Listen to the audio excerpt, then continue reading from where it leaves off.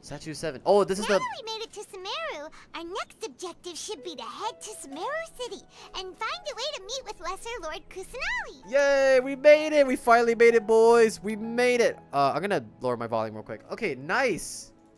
And speaking of Lesser Lord Kusanali, Ah, I see. That's what it even though is. we haven't heard too much about her, she doesn't seem to be the same deity who abducted your sister. I don't think anybody is. But even so, people call Sumeru the nation of wisdom, you know. If we can get a chance to meet the god of wisdom, Look at the flowers in the maybe background. she can give us some useful information.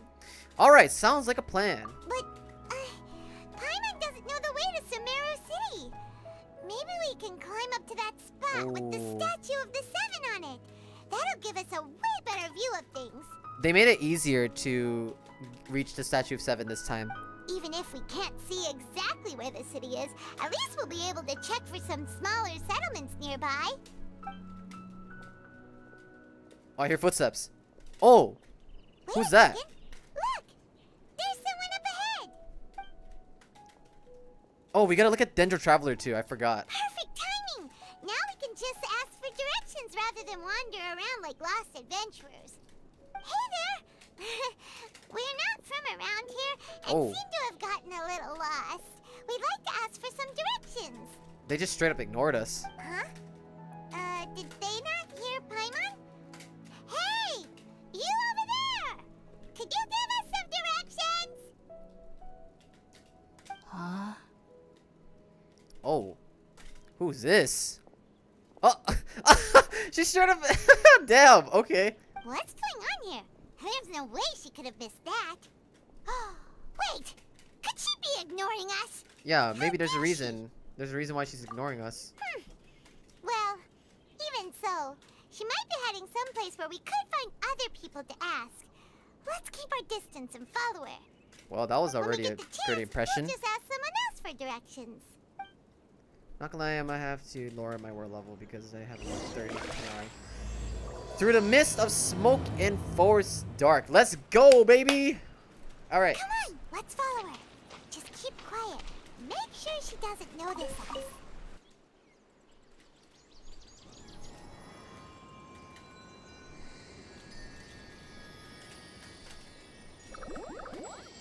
Oh, that was adorable.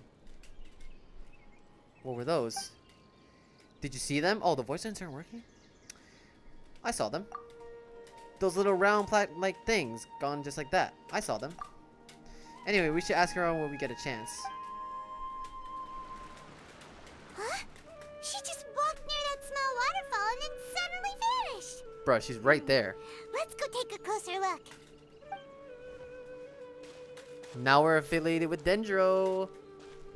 Paimon thought this cave would lead to a village or something, but it looks like that's not the case. Look, she's sitting over there. Wait, she couldn't possibly be living here, could she? What should we do now? Do we try asking her for directions again? Sure, let's give it another shot. Alright then. It's not like we have anyone else we can ask. Even if she's not very friendly, we just need her to point us in the right direction. That's all. Oh.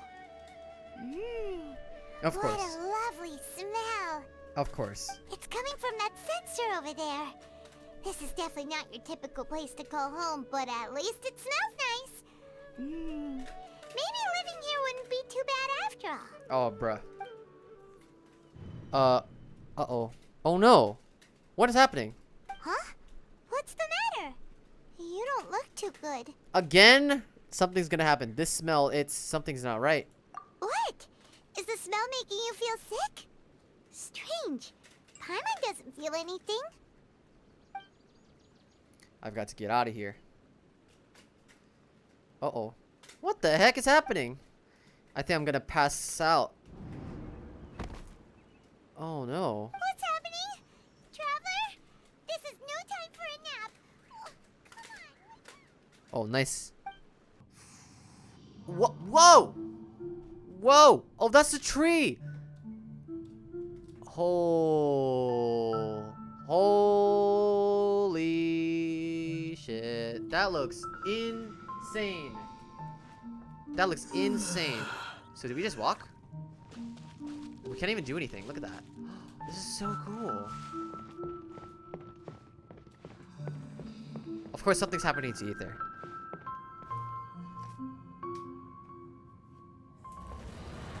Oh, look at that. So pretty.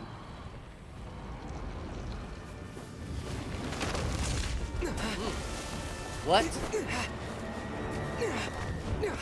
Dude, we're already jumping straight to action.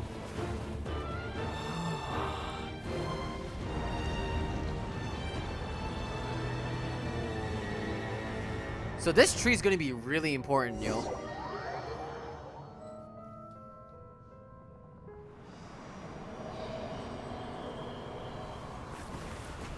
Oh, another cutscene.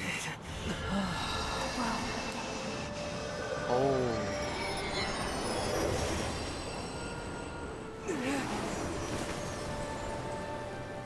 Huh? Are you sure it's not serious? The Traveler's been out for a long time now. How long? Yes, you can relax. Believe me, Master is extremely knowledgeable. Is that who I think it is? That he's going to be alright. Hey! And there's absolutely nothing to worry about. Oh, are you awake now? It's Coley! Hello! Oh, thank goodness! Traveler, you're finally awake! So what happened to the other girl? Where am I? Well, we're at... Good question. Oh Where wow, look are at this. This is so beautiful. Paimon was in such a panic when you passed out that she even forgot to ask what place this is. This is Gandharville. It was originally built by scholars from Sumeru as a place to rest in the rainforest. Now it's mainly used by the forest rangers as a base of operations. My name is Kale. I'm a trainee forest ranger. My master and I found you passed out during our patrol, so we brought you here. Thanks for your help. Oh, no thanks are necessary. I didn't do anything really. By the way, how are you feeling now? Any discomfort? No, I seem to be fine, except this taste in my mouth. It's so bitter. Nah, I'm just gonna say this. Oh, that's Master's herbal medicine you're tasting. He gave you some while you were unconscious. Maybe we made contact with them weird mushrooms that was in Tainari's character demo.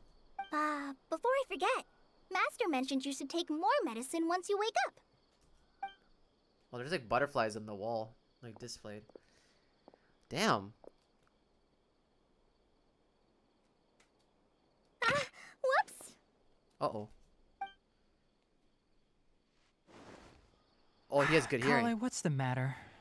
Were you trying to retrieve the medicine? As I've already told you, you must be careful with these. All right. I'll get it for you once I'm finished here. I'm sorry. Why does Tainari look like an onion, bro? Okay, anyway, okay. Sorry to all the Tainari lovers out there. Sorry, Master. Now, the guide to Avidya Forest's edible fungi is clearly posted on our bulletin board. But if Farbode forgets which mushrooms to avoid one more time, oh, there you go, I'll the have mushrooms no again. choice but to leave the guide somewhere a little more visible. Like right smack on his forehead so others can remind him to be careful. Damn, okay. He has short temper. Right? This is the second time he's come down with food poisoning this month. I'll be sure to give him a good talking to. Yes, please do. If, on the off chance, Farbode simply enjoys having little imaginary fairies dance before his eyes, then we'll just let him be. But the next time he requires any of our medicine, be sure to charge him accordingly. NPC looks kind of different. Whoa, she has a... Okay, anyway. So, how are you doing? Feeling better? He's a doctor. I'm doing great. Oh, this is my master. Forest Watcher Thanks, Tainari. Kale, we already know. He's chief officer over all the rangers here in Gandharville. All right. I already informed Paimon about the reason you fell unconscious earlier. But now that you're awake, let me explain it for you as well. Love Tainari. I know, right? I love him already. I don't even have him, but you know what? That's okay. He's gonna say the mushrooms, right? It is common practice for Sumeru scholars of certain darshans to dedicate themselves to training and meditation in isolated areas, particularly the nearby forests. While meditating, they use a certain incense known as spirit borneol to help calm their minds as they enter a state of deep rumination. Okay. In hopes of asking directions, you two followed a scholar named Hypatia into her cave. The incense you smelled inside was the spirit borneol I just mentioned. Oh, shit. That incense typically has no effect on most people, but for a very select few, Of course. it can have profound effects on one's cognition, Of course. as you experienced firsthand. Does that make sense? Because we are the main character. Yes, that makes all Very makes good. sense. Now, answer me this. Did you feel anything after passing out? Say, any out-of-body experiences? Yes. Or did you see anything while unconscious? Yes. You saw a lot of things. You described what you saw while unconscious. Does he know? Kale, let the others know to stop bringing their patrol logs here for now. Oh. Huh? Why? Because these two will be staying here for the next few days. They can have my room and I'll bunk with Amir. Oh, Now wow. get a move on and be sure to do as I've said. Wow. Yes, Master Tainari.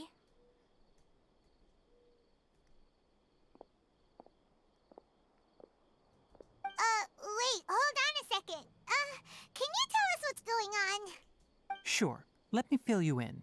I originally planned to send you on your way once you finished your medicine. However, it appears now that you should stay a while longer in Gandharvaville Why? for further observation while you recuperate. Of course. Further observation? But we need to get to Sumeru. No need to be hasty. As long as you have the capacity to judge between right and wrong, I promise that you'll understand the gravity of the situation once I explain everything to you. Oh, what the hell? Again? Bro, we just came to... Bro, we just wanted to ask the Archon, where the frick is my sister, bro? That's it, bro. That's all we want, man. But then we gotta run into the region's problems, and then we gotta help.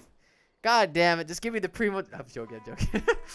Based on what you saw after smelling the incense and losing consciousness, we can conclude that you experienced a powerful hallucination, which suggests your mental state is not in the best of shape. Okay, fair enough. If you're skeptical, have a whiff of this.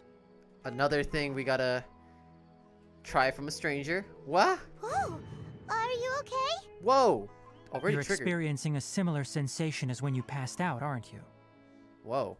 So even though your condition is stable as of now, if I were to haphazardly let you leave, it's highly likely that you'd suddenly pass out again somewhere else.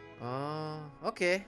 Okay, I The see. rainforest is home to many fierce animals and hazardous areas. Wow. If something were to happen to you again, I'm afraid you might not be so lucky. For now, I suggest you continue taking your medicine each day and avoid wandering off on your own. At least until you stop having adverse reactions to this kind of smell, okay? Alright, I'll see you, Copper. Thanks so much for joining, man. I'm gonna enjoy this a lot, so don't worry about it. I'm already enjoying it. Alright. Good. Now continue resting while I fire up another bowl of medicine for you. Sure. Seriously?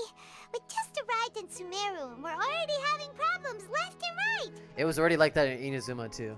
Paimon knows we're set on meeting Lesser Lord Kusanali as soon as possible, but you really don't look too good. It'd probably be best to let you recover first. I guess so. I mean, Uh, whatever we hey. saw. Are you even listening to Paimon? Uh, Paimon's over here worrying about you, you know. I feel it's a little weird. What's weird? You mean how you're feeling now? Yeah, my body doesn't... Yeah, my body does feel a little weird, but what I mean is, I don't think what I saw were hallucinations. You mean the vision of tree roots and red skies you saw?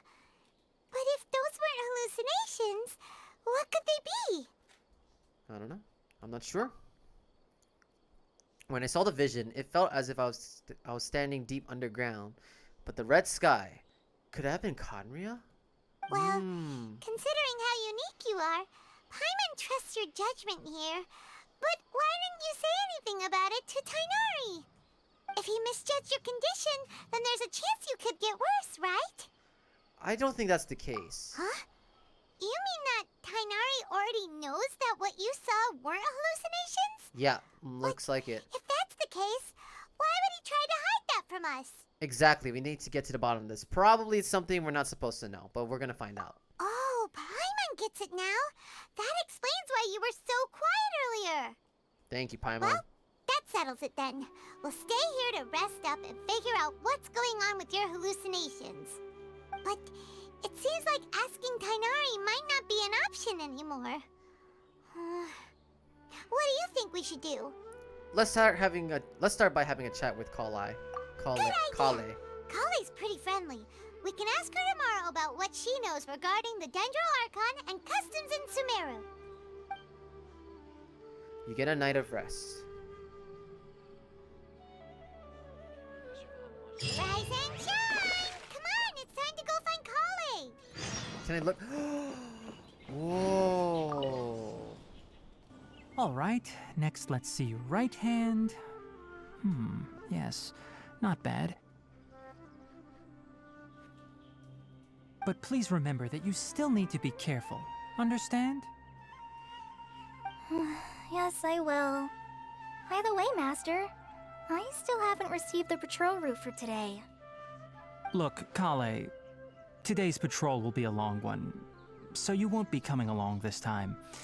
Besides, there's a chance we may encounter... well, you understand. But I have a vision too! Am I useless to everyone now? Damn. Don't talk like that, Kale. This is not something you need to be worrying about right now. Ah, there you are. Feeling any better? Uh-oh. Is there something we can help with? Yeah, since we'll be staying here for now, we thought we might as well try lending a hand around here. Seems you're not the type to sit back and take it easy for a while, huh? In that case, perhaps Kale could take you two for a patrol south of Gandharvaville for the day. And if you're feeling up to it, you can be responsible for Tainari, we're ready to head out. Roger, I'll be right there. All right, we'll be heading into the forest now. I'll leave any further details to Kale. Yes, you can count on me. So, Kale, what exactly are we going to be doing today? Tainari mentioned cleaning the statue just now, but, that doesn't really sound like the job for a ranger. Well, a forest ranger's responsibilities can be pretty diverse. They handle a variety of tasks, like checking the condition of outlying roads, maintaining forest facilities, ensuring fire prevention standards are met, and providing assistance to travelers and locals. As for Master, well, he has to handle more dangerous areas of the rainforest. Today we can perform routine checks on the pathway lamps as we make our way to the Statue of the Seven. Paimon, traveler, this way! You can leave the task of checking the lamps to me. In the meantime, you two can keep an eye out for anything unusual. There you go. Nothing wrong with these two lamps. Let's move to the next ones. Yeah, Kale sounds like she's getting easy tasks. Oh, this lamp seems to be getting a little wobbly. Let me make a note of it. No problems with this lamp. Good. The Statue of the Seven is up on top of that large rock formation. You must have seen it when you came down this road before. It's pretty high up there, isn't it? Don't worry. If you're afraid you can't make it up there, I'm sure Master wouldn't mind if you don't clean the statue. No need to worry. I'm the terrific climber. Oh? I guess I'll leave it up to you then. There's not much footing once you reach the statue, so be careful up there. Paimon will fly up with you and help you with those hard-to-reach areas. Bruh. By the way, Kale, do you know anything about the Dendro Archon? You know, what's she like? That depends. Are you referring to Greater Lord Rukkhadevata or Lesser Lord Kusanali? The Rukkhadevata what? The Rukkhadevata. Okay, or Lesser Lord Kusanali. I guess Kusanali. Huh? Greater Lord Rukkhadevata? Oh, is that the name of the former Dendro Archon? Uh-huh. Greater Lord Rukkhadevata was Sumeru's first Dendro Archon. She created the rainforest as well as the wall of Samiel around the desert. Her works provided a means of peaceful living for everyone. To the people of Sumeru, she's not only a symbol of wisdom, but also of power and kindness. Unfortunately, She disappeared in a great calamity that occurred a few hundred years ago. Sounds exactly what happened to Raiden Makoto. Exactly. Does it coincide with Kanria? According to what Masters told me, the sages later found the newly born Dendro Archon and whisked her back to Sumeru.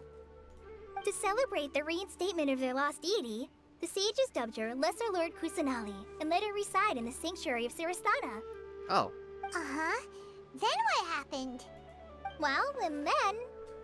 I'm not too sure what happened, to be honest. Huh? You're not too sure? But aren't you from Sumeru? Yeah, I'm from Sumeru. But... Come on. Maybe it's difficult to discuss this topic with strangers. If that's the case, then don't worry, we understand. No, it's not that. I'm not trying to hide something from you. Besides, I don't consider you two strangers. Anyway, you two know Amber, right? Yep. Wait, Amber? You mean... Amber, outrider of the Knight of Favonius, the Avid Glider from Mondstadt. Yes, that's her. I once lived in Mondstadt for a while, and she helped me a lot during that time. Hey. You could even say that she helped me become a new person. Hey! Reference, by the way, to those who has no idea. This is from the manga. Make sure you guys also check out the Genshin manga, which, by the way, it's sick. There's no one like Amber. She lives life to the fullest while always adhering to her strong sense of justice. She's ready to answer the call for action at any moment, but is also very understanding of others. She's like the spark that lights the fire in everyone's heart around her. Aww. If you ask me, she's a prime example of a true outrider. She's the first person anyone coming to Mondstadt will meet. You can't help but be enthralled by her charm and enthusiasm, causing you to fall in love with the lands of Mondstadt and... Wow, she really loves Mondstadt, yo. Sorry. Wow, we never seen a side of you, Paimon thought the work of Outriders was a little different from what you just described, but one thing's for sure. You really like Amber. Sorry. I was rambling on just now. It must have sounded kind of weird. It's alright, Kale. Knowing that you're a friend of Amber somehow makes Paimon suddenly feel a lot closer to you. So, how do you know that we've met Amber? Well, after I returned to Sumeru, Amber and I have stayed in touch by writing each other letters. In one letter, she mentioned that Mondstadt was attacked by a fearsome dragon, but the city was saved by a mysterious blonde traveler and their floating companion. Oh, there you go. I knew you two were the ones she mentioned in the letter the moment I saw you. But, considering everything you've been through that day, I thought it'd be inappropriate to bring it up. So that's how you knew. Yep, so please know that you two have my complete trust, really. I wish I could tell you more about the Dendro Archon, but I have been away from Sumeru for some time, and I haven't read any books. Sorry. That's alright. You've already helped us a lot. Yeah. We had never even heard of Greater Lord Ruka Devata or the Sanctuary of Surasthana until you mentioned them. Hey, props to Paimon for actually pronouncing all those on her first try. I would have not been able to pronounce any of them correctly. Oh, I'm happy that was helpful. There is one thing I want to ask, though. Why do you two want to know about the Dendro Archon? We're on a Archon Pokemon Fest. You explain the purpose of your journey to Kale. So that's why you're here. Thank you for telling me your story. Don't mention it. We are friends after all, right? Paimon's right. We're friends. Alright, we have a statue to clean. You both have my thanks. While you two are up there cleaning, I'll go ahead and inspect the forest canopy. Let's meet back here shortly. That was awesome, yo. Oh, we got another one. Oh, Kale, do you have anything you want to say? I'm not a very good climber, so I'll just let you handle the statue. I'll go check the facilities up ahead. By the way, once we're done with our work here, would you like to chat some more? Yes. Huh. Now that Paimon looks at it, The deity that's carved on the statue is kinda small. Yeah. Do you think she's supposed to be Greater Lord Rukkhadevata or Lesser Lord Kusanali? It's probably maybe Lesser Lord Kusanali, because lesser. The name does seem to fit the statue somehow. Well, anyway, we'll have to figure that out later. Let's get started on cleaning the statue. Paimon will fly up and take care of the top, and you clean everything below. You and Paimon meticulously clean the statue. Nice work. That's one clean statue. Let's head down and meet up with Kale. Kale, we're back!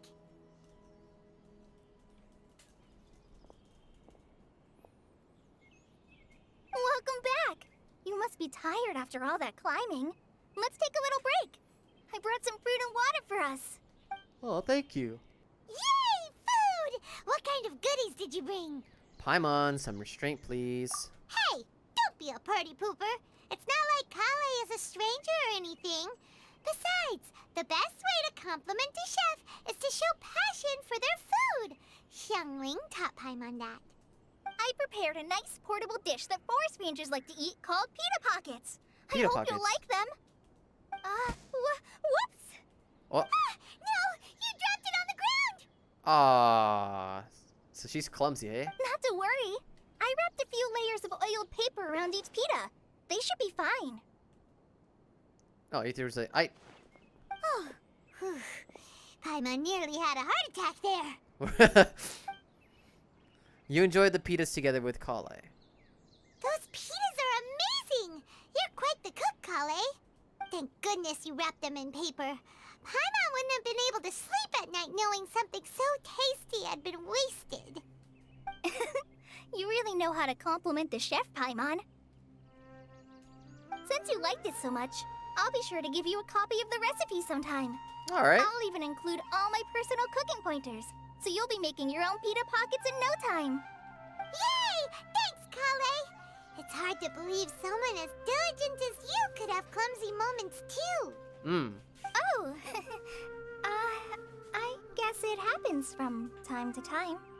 So, Kale, don't you think that Tainari's a little too strict with you? He won't let you touch anything without his permission. I know, I noticed that too. Paimon knocks stuff over all the time flying around the Traveler, but he's never said anything. Everyone has their clumsy moments. Because we don't ever get to talk in this game. God damn it, Paimon. No, you've got the wrong idea about Master. Sure, he may seem a bit harsh at first, but with some time, you'll see that he's actually very kind-hearted. I've heard the veteran rangers say that Master is from some ancient and mysterious race that is known for their cunning wit and reclusive nature. Oh, by the way, you've heard of the Academia, right? Well, there's a group called,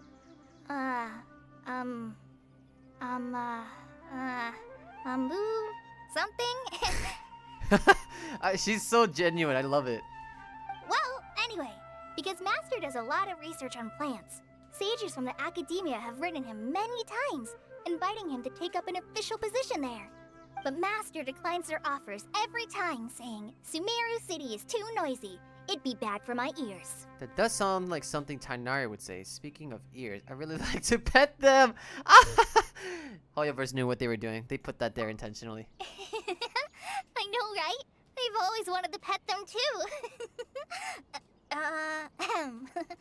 Anyway, Master could have easily left the rainforest to take up a position at the Academia, but he chose to stay here instead as a forest watcher, helping the locals every day and passing on his knowledge to trainees.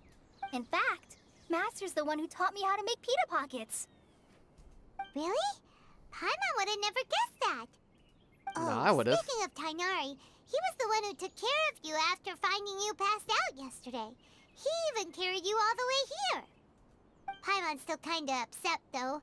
He kept scolding Paimon the entire way here. What did you do? Oh no, I'm sorry. Master might have been overreacting a little. But, it's mostly because Paimon wouldn't stop yelling, Why, oh why, is he going to die? It probably started to get under Master's skin after a while. You know what? that's pretty much majority of the player base in the game. So don't worry, Tainari, you're fine, bro. Hey! Don't laugh! Paimon was genuinely concerned about you. I can see that. Damn. Hey! Now even Kali's starting to laugh. Ugh, that's it! Paimon won't forget this. It's time for some Paimonial wrath! Okay, good luck with that, Paimon. Oh. No! Don't touch me! Whoa. Whoa. Okay, Paimon. Huh? Kale, what's the matter? Oh, sorry, Kale. Paimon didn't mean to scare you. No, I just... I didn't mean that. Kale, are you okay? What's the matter? No, I'm fine. I'm sorry. I must have startled you both reacting like that. Oh, well, it's getting late now. Let's hurry back to Gandharville. I think Master and the others should be back by now, too.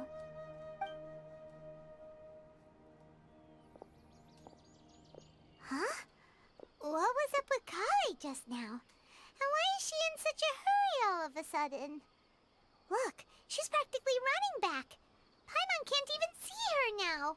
Ah, Traveler, you've returned. Oh. Yep, we're back. Have you seen Kale by any chance? Oh, Kale? Yes, I saw her go into her room just a moment ago. Oh, okay. Guess we'll just have to wait and talk to her tomorrow then. Paimon was thinking all night about what happened with Kale, and still can't figure out what the problem might be. Maybe she's in a better mood now. Let's go check on her. Oh, this is really cool, actually. I like the way you can travel. It's cool. Ah, it's you two. I was just about to go look for you. Oh. Huh? Tainari? What are you doing here? Where's Kale? I came to check on Kale's condition. To put it simply, she's not well. Uh-oh. You mean she's sick? How could she be... Oh, wait a minute. Could it be because of what Paimon did yesterday? No need to worry. Something as small as you could never harm her. This sickness Roasted. is something that Kale has been dealing with for some time. Oh. Kale has been more excited than usual since you two arrived.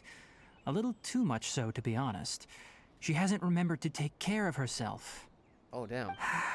I suppose it's understandable, though. She hasn't been around anyone she considered a friend for some time now. It must have been refreshing for her to have you two here. So, Tainari, what's really wrong with Kale? Let's take this conversation elsewhere. Kale just fell asleep after taking her medicine. She needs some peace and quiet. I'm very intrigued. Chronic illness. Alright, here we go. I'm really intrigued. Healthy body, healthy mind. Exactly, Ganyu. You need a healthy body and healthy mind. All right, let's continue our conversation here, shall we? To be honest, I hadn't realized that you're that honorary knight from Mondstadt until Kale told me just now. I've also heard all about your deeds in Liyue and Inazuma. Yo, we pronounce Liyue very differently. So, just to clarify, what I'm about to tell you about Kale is not because of who you are or your past feats. Instead, I am going to tell you because, well, because Kale asked me to. Oh. And honestly speaking, I was against Kale revealing her past to you. But she insisted, saying you two treated her with sincerity and as a friend. So now she wishes to reciprocate the gesture. Okay, here we go. So, Tainari, what exactly is wrong with Kale? You said this is something she's been dealing with for some time. Just how serious is it? Right. Ever since she was a child, she's been afflicted with a disease called Elazar. What's that? Elazar? Yes, it's a disease unique to the lands of Sumeru. It is characterized by dark and hardened scales that form on the body. Oh, what the? At first, the afflicted may only feel mild numbness on the affected area of the skin. However, as the disease progresses, one may begin feeling fatigued and even experience peripheral paresthesia. Oh, what? In its final stages, the disease strips a person of the ability to control their own body, Oh, and they dang. effectively become completely immobile. That sounds terrifying. They'll lose all control over their body. Wait, hold on. So when Kale seemed to be acting a little clumsy earlier, it was because... Oh. Correct. That would be the effects of Elazar, which is precisely why I do not want her carrying or holding anything, lest she ends up hurting herself. So there's gotta be a cure, right? With appropriate treatment, the disease can be effectively controlled before it progresses to a more serious stage. However, there is unfortunately still no true cure for Elazar. Oh, man, that's sad. Nevertheless, Kale's mother still hoped that there was something out there. She handed Kale over to an organization known as the Fatui after one of their members lied and said they had a cure. Oh. What? The Fatui? Ah, it appears you are already familiar with them. That'll save me some explanation. Anyway, the person who eventually rescued Kale and brought her to me for care said that she had been given to a harbinger known as the Doctor. I have no idea how this doctor managed to do it, but her case of Elazar was completely stable for all the years that Kale was with them. The Doctor, I think we know who that is. Woo! I'm really excited. However, Kale's days with the Fatui were anything but pleasant. Oh, man. Kale is a resilient individual and always tries to appear cheerful, but her experience with the Fatui has left deep scars. Damn. Even now, she can still feel deathly afraid of someone touching her. Oh, man, that's really sad. Oh, Paimon had no idea Kale's been through so much suffering. Oh, by the way, Paimon, Kale wanted me to tell you that she's sorry for scaring you yesterday. She also wanted both of you to know that she's sorry for hiding her illness. She doesn't need to apologize. None of this is her fault at all. Well said. I hope you'll get a chance to tell her that in person the next time you see her. Kale once thought that it would be impossible for her to have any real friendships. I trust that you two will never let my trainee experience such emotional pain again. Mm-hmm. Don't worry, Kainari. We'll take good care of her. How's Kale's condition now? Well, it's not too serious at this point. She overexerted herself the last couple of days, which is what led to her breakdown this time. As long as she has taken her medicine and gets plenty of rest, she should get better. Though, I must admit that Kale's condition was much more stable when she first arrived here in Gandharvaville. She was interested in the work of the forest rangers the moment she saw us. I could see that she was serious about learning, so I felt compelled to ask her to join us. That's what happened. Her stamina has gotten much worse recently. Though a moderate amount of physical exercise is always necessary, I'm afraid the long-distance patrols are a little too much for her now. All right, now that I've told you about Kale's past, I think I'll head into the rainforest to find some ingredients needed for her medicine. I'll see you two later. Wait, can we come along? Yeah, we'd like to do something to help Kale too. All right, but I must warn you two. The rainforest is a dangerous place, especially for someone who's still recovering like the Traveler. You must follow closely and listen to every instruction. Yes, sir. No problemo. Let's go then. We'll be looking for a plant known as Lunar Lotus. Lunar Lotus. It's often used to help those afflicted with Elazar recover their energy. Okay. Hey, Kainari, where exactly are we going to find this plant? Lunar Lotus can be found all over the rainforest, but it often grows right here around Gandharvaville. Given the name, it sounds like we should be looking for it in the water. You are correct. Lunar Lotus grows in the water. When fully matured, they look like giant blue flowers floating on the water's surface. Quite an attractive species, if you ask me. The large petals are actually the plant's leaves and sepals, which surround a very small flower. Okay. You should note that many of the plants found in Sumeru have names that are contrary to their species. Take the Kalpalata, for example. The plant is not a lotus at all, but rather a vine. And then there's the Sumeru rose, which is not a rose, completely contrary to its name. Oh, huh. Okay then. Note to Paimon. Never bring up the topic of flowers with Tighnari. There should be lunar lotuses growing somewhere in this area. Let's split up and begin searching. If you could manage to gather 4 of them, that would be sufficient. Okay. We'll rendezvous here once you've gathered the needed amount. According to the thing. Oh, We found the lotuses you requested. Let me take a look. Good, very good. These are all excellent quality. bro, you could have just picked it out. It was straight up in the water. I'm quite glad you two came along. Bruh. Your exploration experience helped save me a lot of time here. Really? It seems we even have enough time to stock up on some other things I need. Well, I guess you're welcome. Hey, Tighnari! Amir. Oh, Tighnari, someone's calling your name. They're dressed like a forest ranger. Ah yes, that's Amir and the others. But didn't they just set off not too long ago? What are they doing back so early? Let's go find out what's going on.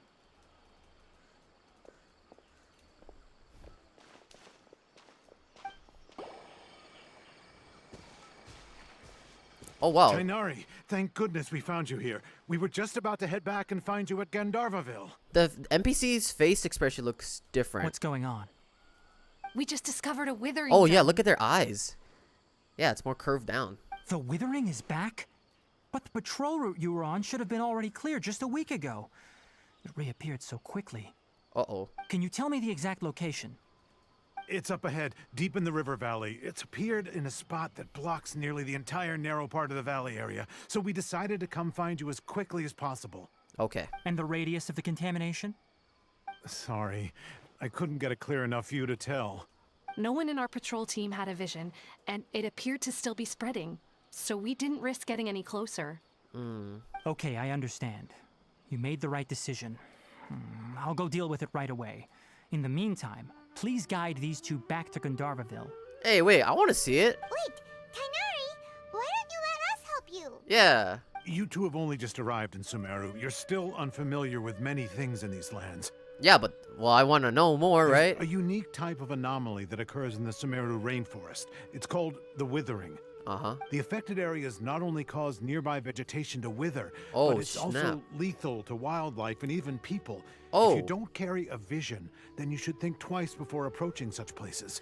Yeah, but the MC is very special because he doesn't need a vision to manipulate all 7 elements. Yes, Amir is absolutely right. I wasn't kidding when I said the rainforest is a dangerous place. Yeah, I got it. As Amir said, only someone with a vision, that is, the power to manipulate elements, will be able to resist the withering's corrosive effects for a time. Like what I said again. We don't need vision. We could just use our, we can already manipulate the elements, so we're good. That's right. If any of the forest rangers without a vision come across a withering zone, we first make a record of the location and then have a ranger with the proper abilities deal with it, like Tighnari. Only someone with a vision can venture within a withering zone and find a way to deal with it. I might be able to help with this. But you don't seem to carry a vision. Bro, do you not see my accessories glowing in green? Don't worry, he may not have a vision, but he's a real pro at using the power of the elements. Bro, we can already control 4 elements. What can you do? Freaking dig? No, I'm joking. I'm joking. It seems the rumors about you are true. In that case, all right, you two may accompany me. We However, typically only teach visitors how to identify the withering as they're about to leave Gandharvaville. We'll make an exception today and show you what it looks like up close. thank you. Oh yeah, look at that. It's all Stop. dead. Don't move any further. Look there in the distance. Huh? Where? Oh, look! Those plants have withered. That whole area is kinda gloomy. Even the air looks like it's filled with ash. Oh, Paimon doesn't like the look of this. That is the withering. All right, traveler. We're going to have to enter that withering zone. Once inside, we'll need to look for what we call tumors of the withering. If we eliminate those, then the area will be saved.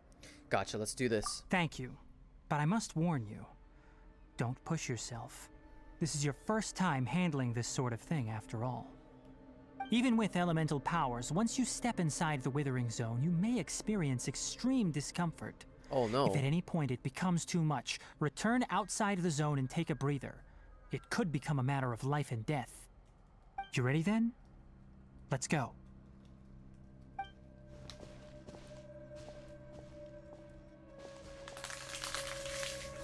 First, we must locate any branches sustaining the Withering Zone. Great work. Now that all the branches have been cleared, we'll need to take care of the tumor. Now, destroy the tumors of the Withering. So this. That was a nice miss. Oh! Oh wow, look at that. It completely cleared it out. We did it! Everything's returning to normal now! Yes, thanks to you two. We were able to quickly restore this area back to normal. Tighnari? You make it sound like we did well, but why does Paimon have the feeling you're worried about something? Because it could come It's back? that obvious, huh? Alright, it's like this. Recently, the rate at which the Withering Zone appears has been increasing. Even though we were able to quickly clear that Withering Zone, it won't be long before another one appears. Mm-hmm, I just said that. If that simply meant more work for me, then that wouldn't be an issue. But it's far more severe than that. The Withering is leaving lasting effects on the rainforest itself. Yeah. For instance, even though we cleared out the Withering Zone, many of the plants that were affected will not recover. Aye. This presents a crisis for the ecosystem itself. Many plants in the rainforest are already in decline, directly impacting the wildlife that depends on those plants. And most disturbingly, as the appearances of Withering Zones have started to increase, Kale's case of Elazar has also become more serious. Huh? Well, why's that? I'm still not sure of the exact reason. However, I've received word from acquaintances at the academia that similar cases are being reported for patients with other conditions. Is there no way to permanently get rid of the Withering? No, none that we know of. Bruh. The Withering has been recorded in Sumeru for millennia. It's said that it originates from the depths of the world. By the way, have you heard of Irminsul before? No, I haven't. Irminsul is a tree located deep beneath the surface. Although it isn't like any tree we know in a biological sense, you can basically think of it as a large tree that grows downwards rather than upwards. Yes, we've seen that. We've seen that. I'm sure you've heard of ley lines, right? They're like the roots of Irminsul, spreading and extending from a massive cavern deep underground all the way up to the surface. Spreading and extending. A massive cavern. Sounds a lot like what I saw when I lost conscience in the cave. Ley lines continually absorb the memories of this world, which are then funneled into Irminsul, allowing it to collect knowledge and wisdom from ancient times to present day. The Dendro Archon is known as the God of Wisdom because her consciousness is directly connected to it. It is also said that the Dendro Archon's power is a manifestation of Irminsul. And as for the Withering, its emergence is related to a disease that's affecting it. Huh? You mean Irminsul is sick? That's right. My ancestors learned of this from Greater Lord Rukadevata's familiars a long time ago. But even those mysterious creatures did not know of a cure for Irminsul. Damn. I'm afraid we Rangers will be battling the Withering Zones here for a long time until a cure is found. Alright, that's enough on this topic for the time being. Now that we've taken care of things here, it's time for us to head back to Gandharvaville. Oh, Tighnari, you all made it back. How did it go? The Withering Zone you reported has been taken care of. No need to worry. Huh. Wait, is that? What am I looking at? It's just grass. Oh no, Hypatia! Hypatia? Huh? I don't know what just happened. It was just... Oh. Huh? What's wrong, Tighnari? It was just showing grass. I didn't... This Duskbird is Hypatia's designated courier for urgent news. You do remember her, don't you? She's the scholar you and Paimon were following when you first arrived in Sumeru. Uh-oh. Oh, her? How could we forget? So So did something happen? Let me see what's written in the letter first. Oh. So what's it say? And what's with that weird expression on your face? Just let Paimon read it. Huh? All Paimon sees are 3 squiggly lines. Yes, allow me to explain. After we brought you from Hypatia's cave to Gandharvaville, Hypatia resumed her meditation. She must have just finished. It's been nearly 3 days since she's had anything to eat. What And the? it appears she's forgotten to prepare some rations. This letter is her asking us for help. We need to go. What? You mean she's been sitting there for 3 days? Hey, wait, how did you know all that from just a few lines on the paper? Well, obviously because this has happened before. Last time she drew 5 lines. And by the time we found her... Well, I'd prefer not to remember that. Needless to say, Hypatia's been through worse, but we should still get to her as quickly as possible. I've got some emergency rations set aside for times like these. Paimon, Traveler, could you two bring these to her? Wait, you want us to bring her the rations? But will the Traveler be okay if her cave is still filled with that funny incense? Let's find out. Here, Traveler, take a smell and see. So, how do you feel? It's a light and refreshing fragrance. No unusual feelings this time. Huh? Really? You're not feeling even a little drowsy? But wait, how'd you know that he'd be okay this time, Tainari? I guess because we were exposed already. Back when we were clearing the Withering Zone, I observed that he could adeptly manipulate the Dendro element. I knew then that he would be fine. And if I may ask, when I was telling you two about Irminsol's ley lines, was what I described similar at all to what you saw while you were unconscious? What I saw weren't hallucinations, were they? That's correct. Those weren't hallucinations at all. Though I don't intend to apologize for deceiving you. Because what you saw is of significant importance. Not just for the nation of Sumeru, but the entire world of Tevat. Oh. My forefathers were shown much favor by Greater Lord Rukadevata. We took an oath to protect this nation together with her. Now that that duty has fallen to me, it was part of my responsibilities to ascertain whether you could be entrusted with the fate of Sumeru. Oh. Now, after seeing you in action with my own eyes, you have earned my confidence, and I no longer feel the need to hide any secrets from you. So what exactly was it that I saw? When you passed out, your consciousness had connected directly with Irminsol. What you witnessed were actually real memories contained within Irminsol itself. I could try to tell you more, but it would be better if you went to ask Hypatia instead. Her focus on meditation and use of Spirit Borneol are aimed at establishing a connection with Irminsol, just as you did. We just did it like instantly. That sounds nice and all, but will she really help us? Seriously, she completely ignored us the last time we tried talking to her. That was because when you ran into her, she was in a special phase of her training. During that time, she must avoid communicating with others. Please, wait here for a moment.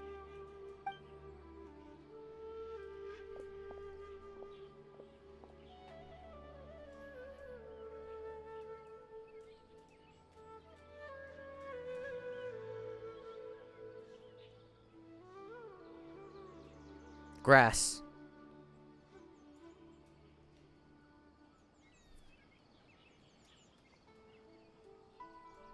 Here, take these. It's a meal I packed for Hypatia, as well as some other ingredients. I'm sure it'll come in handy. Also, here's a letter that I would like you to give to her. Just show it to her and she'll answer any questions you may have. Thank you. No. I should be the one thanking you. You've both been a great help these last few days. Ah, it was nothing. 5 dusk birds. Hypatia, Oops, sorry. Anyway, please take good care of Hypatia. I'll go prepare Kale's medicine now. Using the Lunar Lotuses while they're still fresh will significantly boost their effectiveness. Rest assured, Kale will recover quickly as long as she has her medicine. Good. I hope she uses it. Let's see if I can get Hypatia this. should still be in the cave. Let's go inside and see how she's doing. Hello? Hypatia? Hey, there's nobody here. Maybe she went out to look for some food.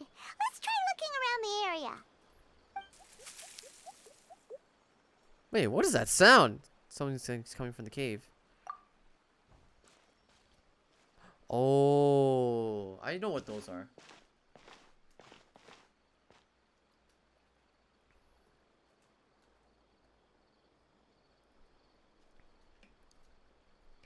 Oh, it's Apasia. Is she okay? Oh, that's cute.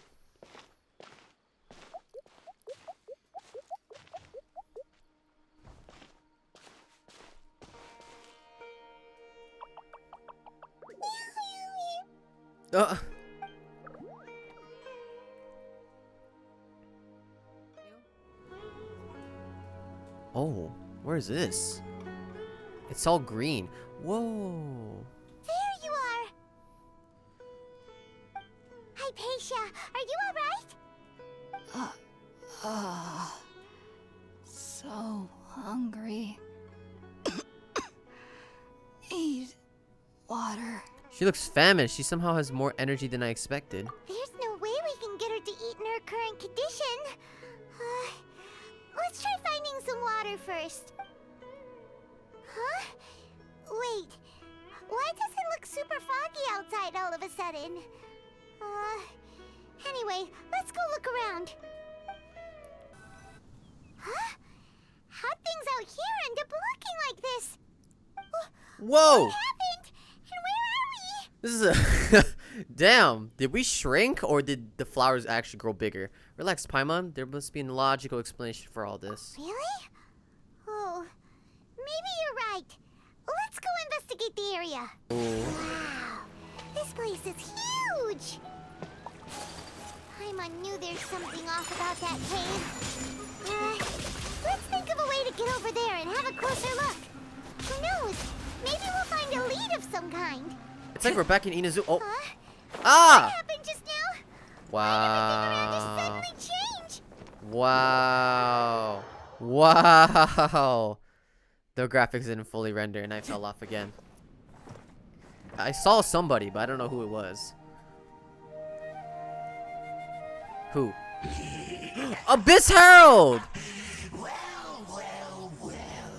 Looks like we meet again, traveler. Oh, it's the same Abyss Herald too that we've been fighting against. The Abyss Herald! What are you planning to do in this strange place? Maybe he's the one doing it. Plotting. You needn't worry about such things. They don't concern you. Okay, well, that was weird. Huh? Why can't we beat this guy? Oh, Paimon doesn't get it! We faced others like him before! What's wrong this time? Yeah, what? I was like, wait, why is it? I thought it was a bug. I was like, why am I not able to break his shield? Traveler, though you may have managed to avert countless crises before, your good fortune was bound to end sooner or later. It's time you realize how weak and powerless you really are. See, the way he talks to make him sounds terrible, man. My journey will not end here. I still must find my sister. Your sister. Oh, pitiful traveler. Are you really so ignorant? Or are you just living in complete denial? What do you mean? Her Highness has long since forsaken you. Your meager existence in her eyes is that of an annoying bug, only to be stepped upon. They really are implying Ether versus Lumine. Oh no. The bonds of love and family which drive you to find your sibling are utterly gone. Your journey is meaningless. No, it is not. But don't you fret now. Today will be your last. Now die! Damn, this voice acting is good, man. Oh. Oh.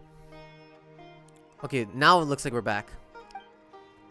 What was all that just now? Strange. It feels like I was just dreaming for a moment there, but I can't remember what I saw. What do we do? We haven't seen Hypatia anywhere out here. Wait, so Paimon has no idea what just happened, so that means we were dreaming this whole time. Weird. Oh, there she is! Quick, let's see how she's doing. So sweet. Also, now she's saying the opposite of what she was saying before. Oh, that's so weird. Well, the good news is that she's still conscious. Hey, why'd you drop her food on the floor like that? Sorry, I kind of zoned out for a second there. Are you okay? That's really not like you. Anyways, we can talk about this later. We better make sure she's alright first. Wow, that whole segment was pretty intense, I'm not gonna lie. Whoa, wait a sec. Look at all this fruit lying around her. We can put that to good use. After giving the semi-conscious Hypatia some water and fruit juice. Who is there? Tighnari, is that you?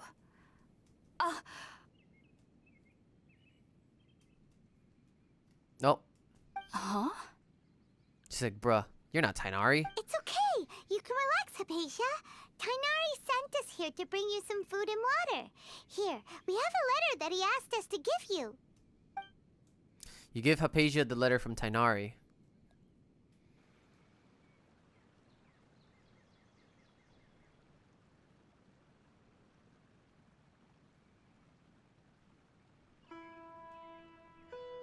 I see.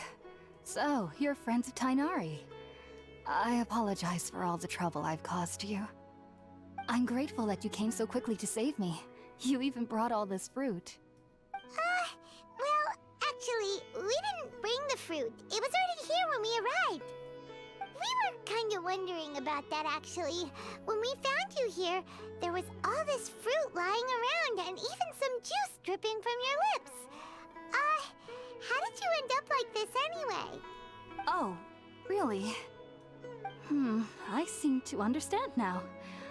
All the fruit was likely from my, neighbor.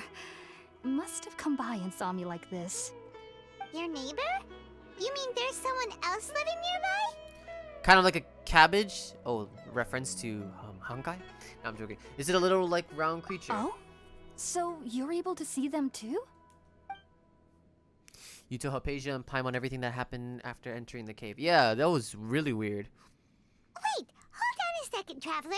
You say that before we arrived, you saw some mysterious creature and suddenly had a strange dream? Isn't that a little too crazy to believe? I mean, a lot of crazy stuff is happening ever since we arrived here. No, I actually do believe what the Traveler is saying.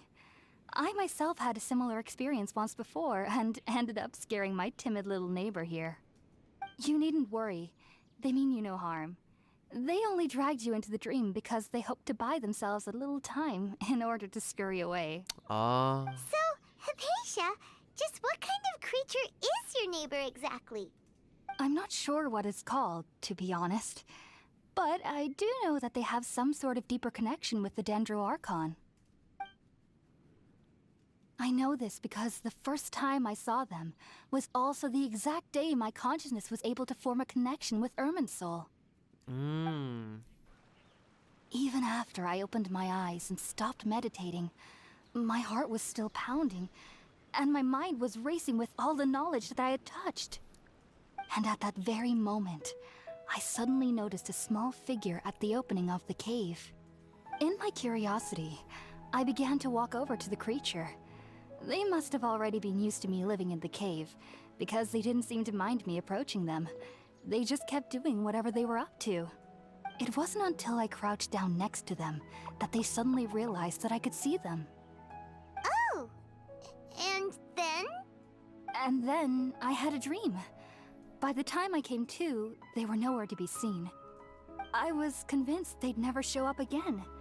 But sure enough, I saw them nearby a few days later. And they weren't alone. I feel like they aren't as afraid of me as the first time I approached them. But I never would have expected them to save me. What fascinating creatures. Yes, no doubt about that. By the way, Tighnari mentioned in his letter that you had questions for me regarding Irminsul.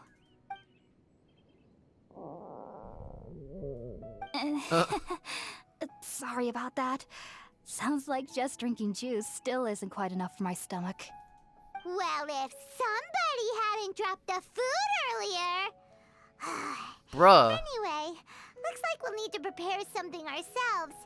Besides, Paimon's getting hungry too. Let's eat first and talk about Irminsul later. Alright, we're up, traveler.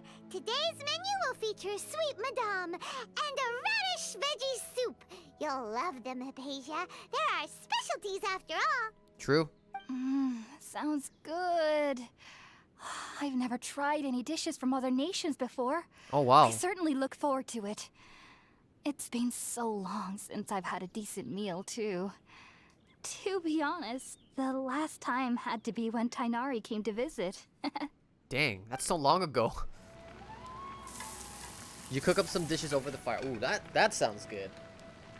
All done. Let's use the empty box that Tighnari gave us since we already watched it. Oh, it smells amazing. And the box is a nice touch, too. Let's go serve this up and start eating with Hypatia.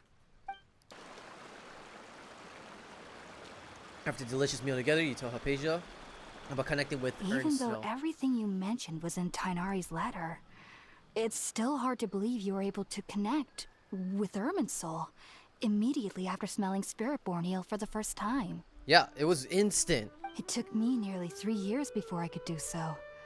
And everyone at the Academia even lauded me as a genius. Oh, wow. You should know that some researchers spent their entire lives without ever successfully connecting with Irminsul as you have. Because we're the MC, bruh. So why does this incense allow people to connect to Irminsul? The ingredients used to make Spiritborn eel primarily consist of plants created by Greater Lord Rukkhadevata. These special ingredients are conducive to heightening our senses to the Dendro Archon's power. Since the root of the Dendro Archon's power lies within Irminsul, we can occasionally tap into her powers to peer into the depths of the earth. I think I understand. Naturally, anyone who can establish a connection with Irminsul in their first ever attempt must be a person of great understanding. Makes sense. But Paimon's got a question. Why was he sensitive to the smell of those plants for such a long time? That was primarily due to his body's unique constitution.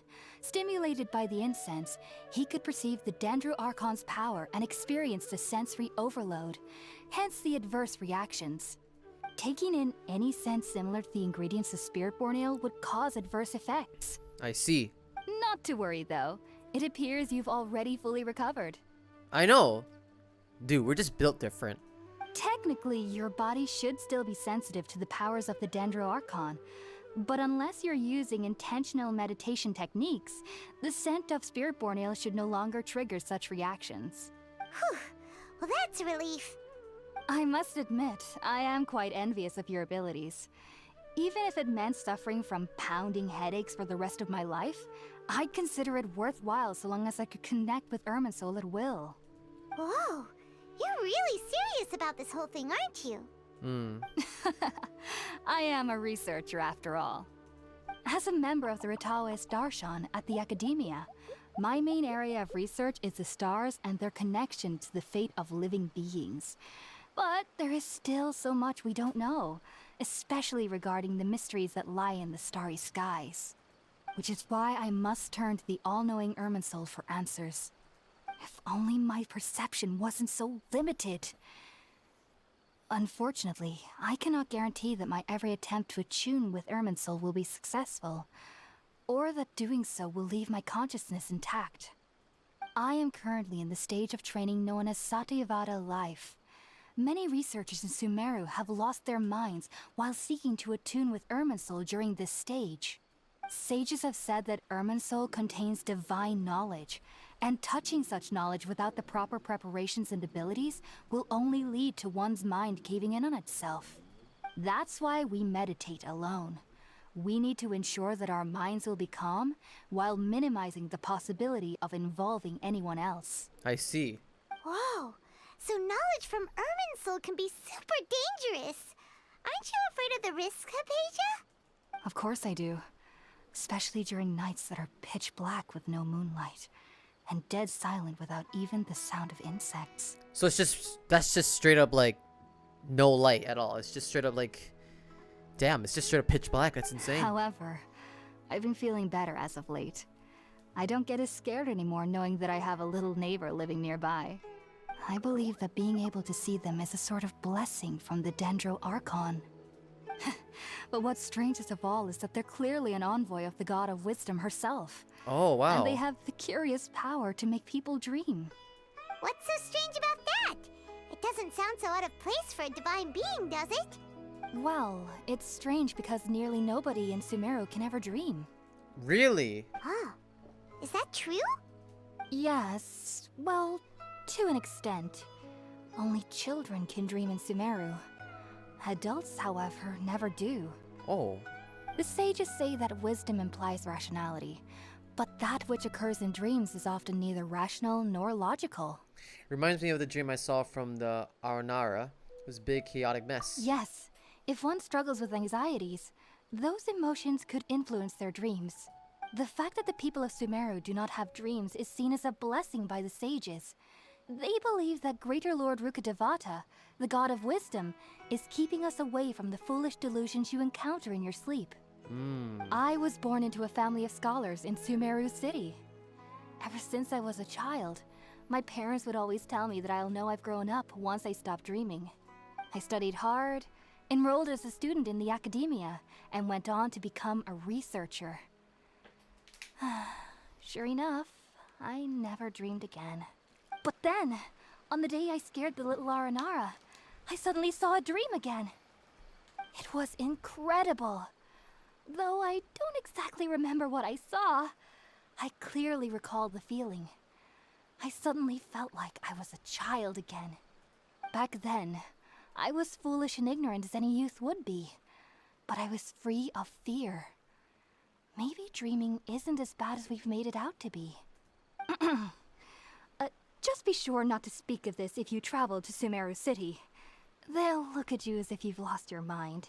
I see. Fair enough. So, do you have any thoughts about the things he saw when he connected with Irminsul? Sorry. I'm afraid I don't have any answers as of now.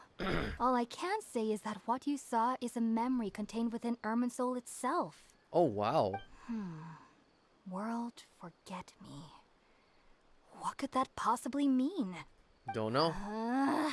If only I could ascend past Satyavada life and begin Paripurna life. Huh? I might have some more answers for you. I don't know what you just said. If you two are ever in the area again, please be sure to come and see me. Thanks, Apasia. We will wish you luck in your endeavors. There's no need to be thanking me. You two are my saviors. Besides, I'm already looking forward to tasting some more of your cooking. Bruh. You continue chatting before settling down for a good night's rest. Okay, that's good.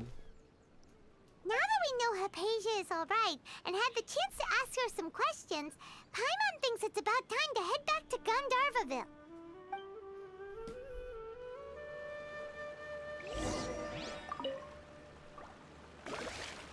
Heading out, I see?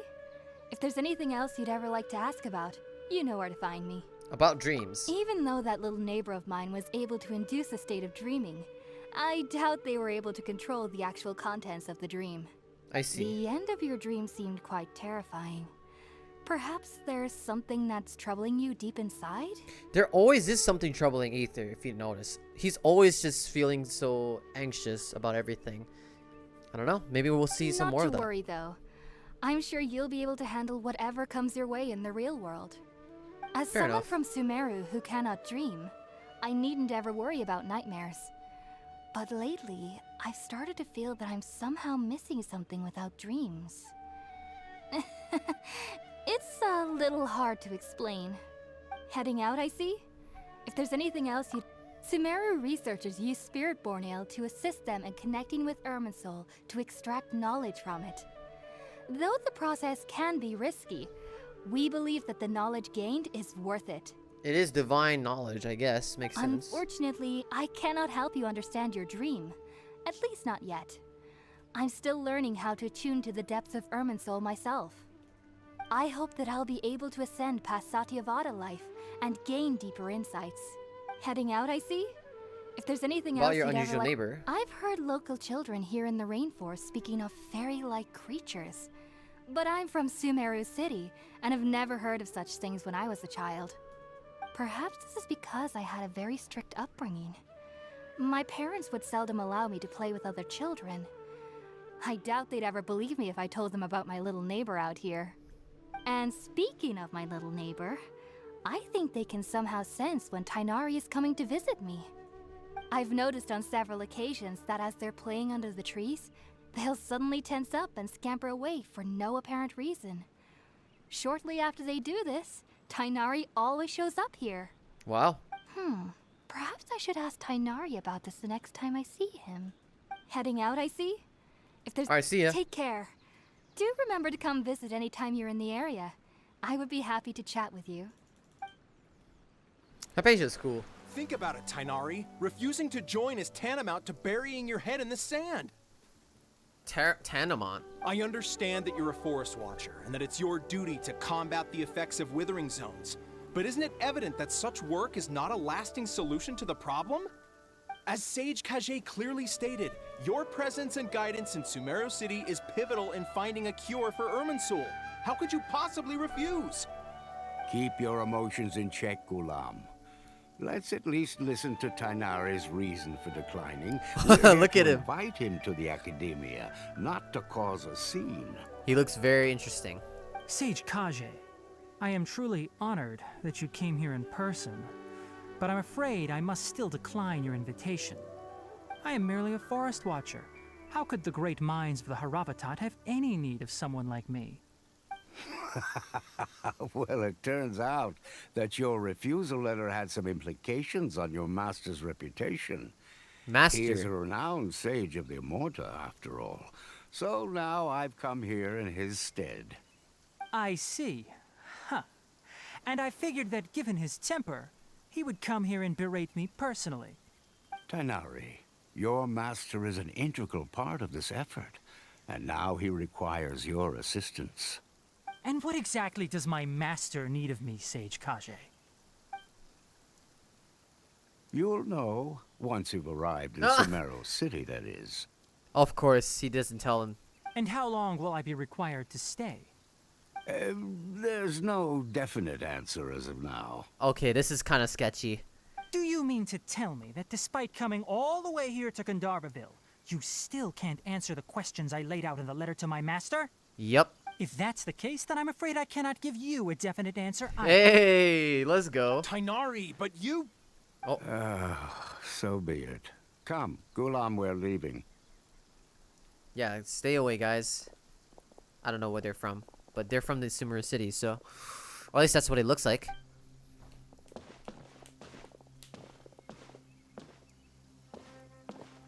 Oh, he's looking at us.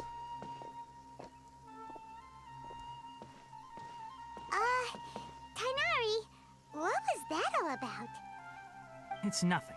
Some people from the academia wanted me to go to Sumeru City to assist them with a project, but I had to refuse on account of all my responsibilities here. But all that can wait. How did things go with Hypatia? It was quite the eventful trip, but the main thing is that she's safe and sound. She answered a bunch of questions for us, too. Very good. Now that the traveler has made a full recovery, there shouldn't be any reason for you to tarry here longer.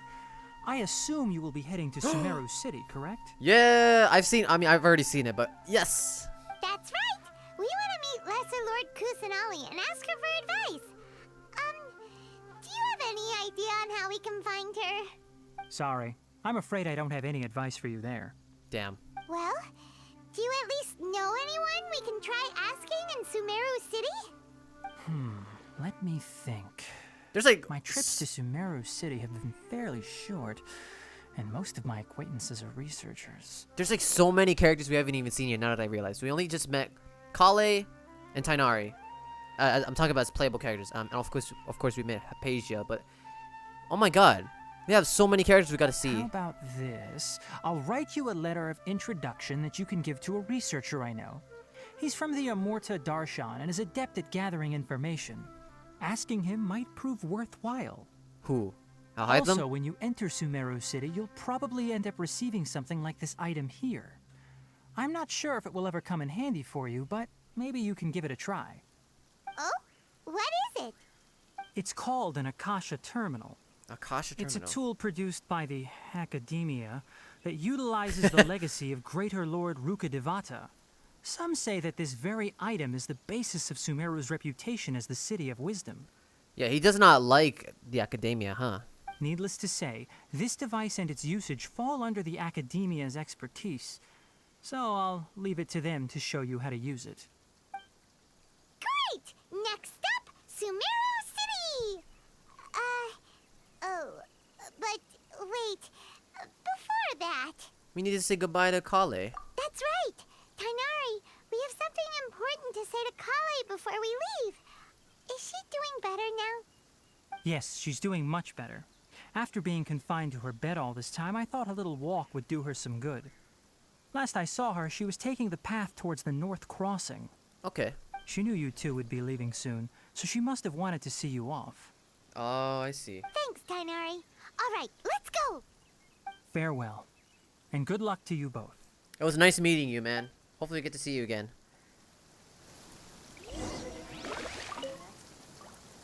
Kale is waiting at the northmost crossing of Gandharvaville.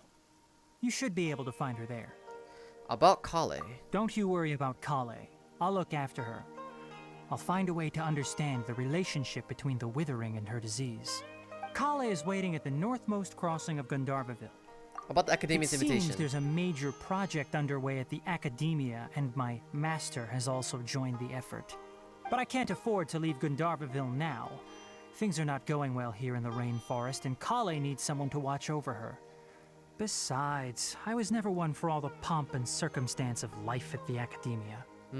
Given that my master hasn't come to give me an earful personally, tells me that my presence is not as sorely needed as they make it out to be. In fact, the letter he sent to me was uncharacteristically polite. Kale is waiting at the northmost crossing of So maybe the master Farewell, isn't even traveler. involved. I've been waiting for you two.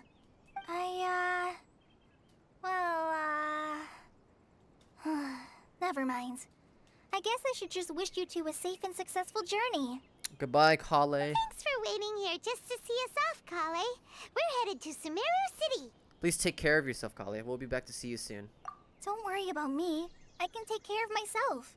My condition won't be getting in the way of my duties. I want to be a forest ranger after all. It's up to me and the others to protect the rainforest here. And, I'm sorry. I should have told you both about my condition when we first met. I just wanted you two to treat me as a normal friend. Not some girl that needs your sympathy. Oh, no, of course not. But I guess now I understand that the most important thing is for friends to be genuine with one another. Yep. There's no need to apologize, Kale. We should be thanking you for trusting us enough to be your friends and sharing your past with us.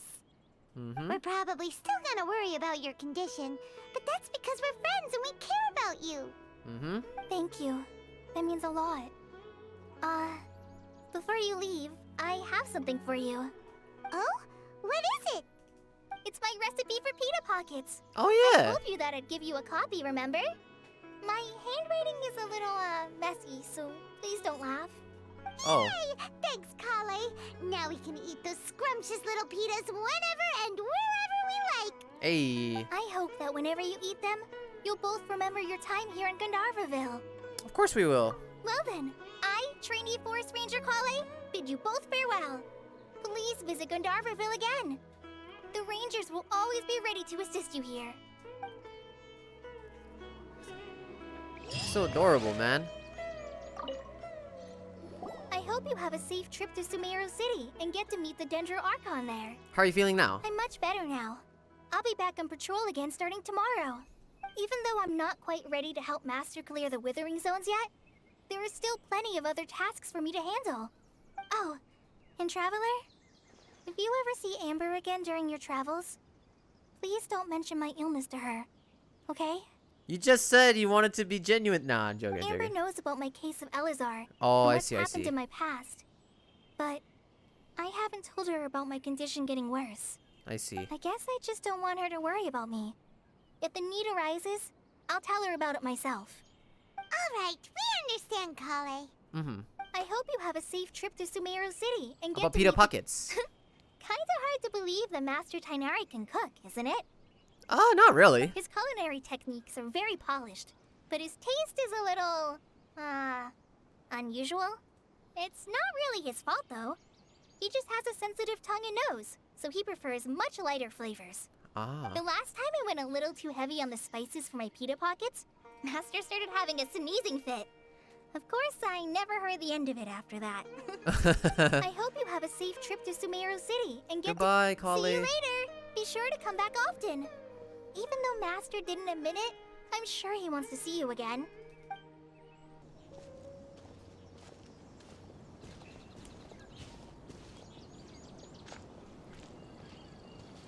Sumeru City! We finally made it! Oh, did you see that? When those people entered the city, something on their heads lit up. One moment, please, you two. It appears this is your first time visiting Sumeru City. Wow, that's quick. Yeah. Oh, yeah, that's right. But how did you know that? Because there's currently no information on either of you in the Akasha. But no need to worry, that won't prevent you look at from this entering dude's the hair. city. In fact, the Academia conveniently provides each traveler to Sumeru City with a device. Perhaps you two have heard of the Akasha before. It's our beloved Greater Lord Rukkhadevata's lasting legacy, a treasure trove of collected knowledge. After centuries of tireless research on the Akasha, the Academia created one of its most ingenious inventions, the Akasha Terminal. Oh, I see. As long as you are within Sumeru's borders, you may use an Akasha Terminal to connect directly to the Akasha and access any knowledge you need. Wow. That's sick. I should mention that due to technical limitations, the operation of Akasha Terminals will be much smoother and more effective in large cities such as Sumeru City and Port Ormos. Oh, so this is the thing that Tighnari was telling us about. It sounds pretty amazing. You two are quite fortunate. Until recently, it was standard practice to only issue Akasha Terminals to outlanders who spent an extended amount of time in Sumeru. However, this policy was recently changed, and now all travelers are issued one upon arrival. I see. Here are your Akasha Terminals. Please handle them with care. Oh, thank you. So we got AirPods. It kinda looks like a leaf. True. To activate it, simply hold it in your hand and say the following phrase to yourself. May the mighty God bless us with their voice of wisdom. Oh, since this little doodad lets you access knowledge, maybe we can use it to find a way to meet Lesser Lord Kusanali. Let's give it a try.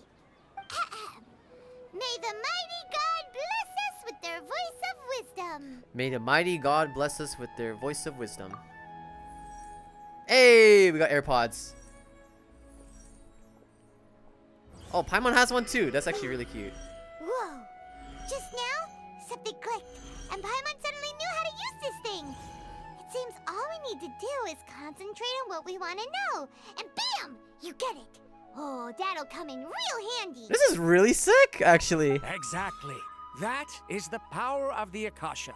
Damn, so cool. It's very technological. And with that, let me officially welcome you both to Sumeru City. May the wisdom of the Dendro Archon always be your guide. Thank you so much, Panna. Okay, now that we're in, we can check the Akasha about Lesser Lord Kusanali. Let Paimon try. 500 years ago, the sages found a newly born deity from within some scorched ruins. The deity now resides in the sanctuary of Suristana. Seems pretty similar to what Kali was telling us.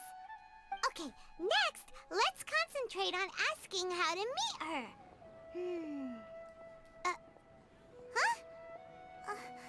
Paimon doesn't sense anything.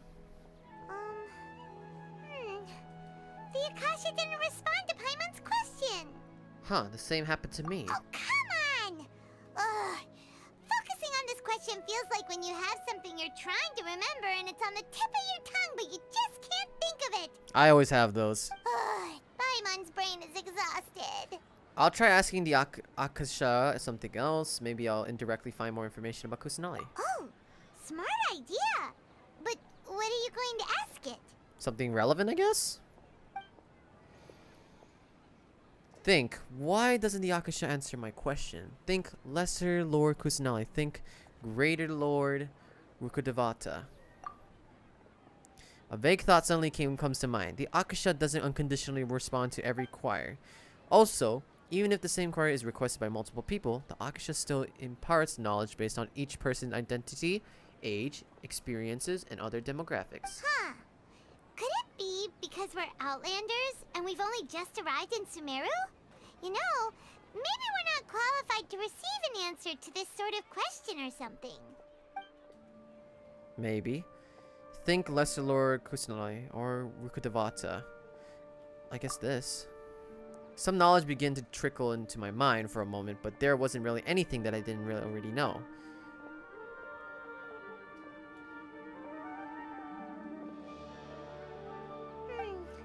You too? Well, glad it's not just Paimon. And then Greater Lord Rukkhadevata. Many bright dots of light appeared in my mind. I probably need to calm my mind and focus more to understand what they mean. Feelings of affection, intimacy, nostalgia, sadness, and anxiety also come to my mind. These seems to be what the people of Sumeru feel about their departed Archon. Uh-oh. Paimon's getting all teary-eyed all of a sudden. It feels like the people of Sumeru really miss their Archon. Damn. Well, seems no matter which way we try, oh, we can't find anything that'll lead us to Lesser Lord Kusanagi. Guess our only choice now is to try meeting with the researcher that Tighnari recommended. Sorry, this soundtrack is a banger, bro. Oh, and then it turns off, bruh. He's from Sumeru and even has a position in the Academia. Maybe he'll be able to access more info from the Akasha. Alright, here we go. Let's see. Tighnari wrote an address on the letter's envelope. Oh, it's not far from the city's gate. Let's head over and have a look. Hopefully he's at home. Hello, are you Rohawi? Yes, that's me. Can I help you? Great! You see, Tighnari sent us here and... What? Tighnari? Please, there's no need to say anything, really.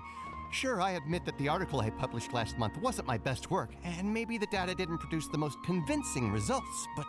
I think you misunderstood us. We're not here to discuss academics. Here, this is a letter from Tighnari. Oh, let me see. Oh, ooh, what a relief. You two nearly scared the life out of me. So you two just have some questions for me? Seems even Tighnari acknowledges my innate ability for procuring information. So, what is it you two would like to know? We want to meet with Lesser Lord Kusanagi. Do you know a way we can do that? You mean you want to meet the Dendro Archon herself? This isn't exactly my area of expertise, but let me see what I can find in the Akasha. It's really cool, that animation. Sorry, the Akasha didn't respond to my query. You too? What? You too? But what about your abilities for getting information and all that? Paimon was sure you'd be able to access more info than we did. Well, as I said, this isn't my area of expertise. I am but a lowly researcher, so the Akasha doesn't see a need for me to know more about the Dendro Archon. All I know is that ever since Lesser Lord Kusanagi returned to Sumeru, she's never left the Sanctuary of Sorasthana or made a public appearance. Oh, wow. Huh. Didn't expect her to be such a mysterious figure. Kind of like Raiden. The Dendro Archon is somewhat of a recluse. Perhaps she just doesn't want to entertain visitors, which would explain the lack of information in the Akasha. I see. But then what can we do? No need to worry just yet. I'm only hypothesizing here.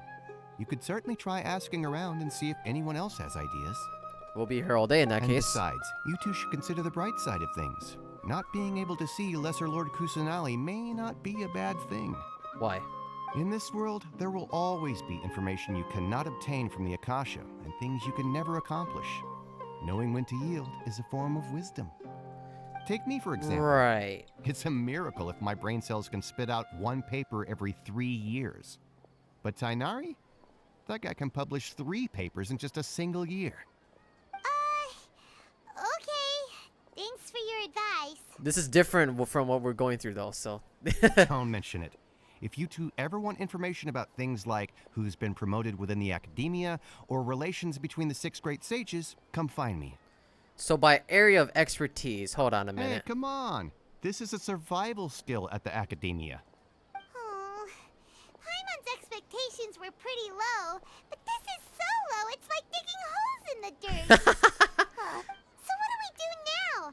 Even if we want to talk to someone, we don't know anybody here. No, there's still one other person we know. Who? Huh? Like who? Ad Astra Abyssosque. Oh, you're right! Catherine! The Adventurers Guild has its own intel network. Let's hurry and find her.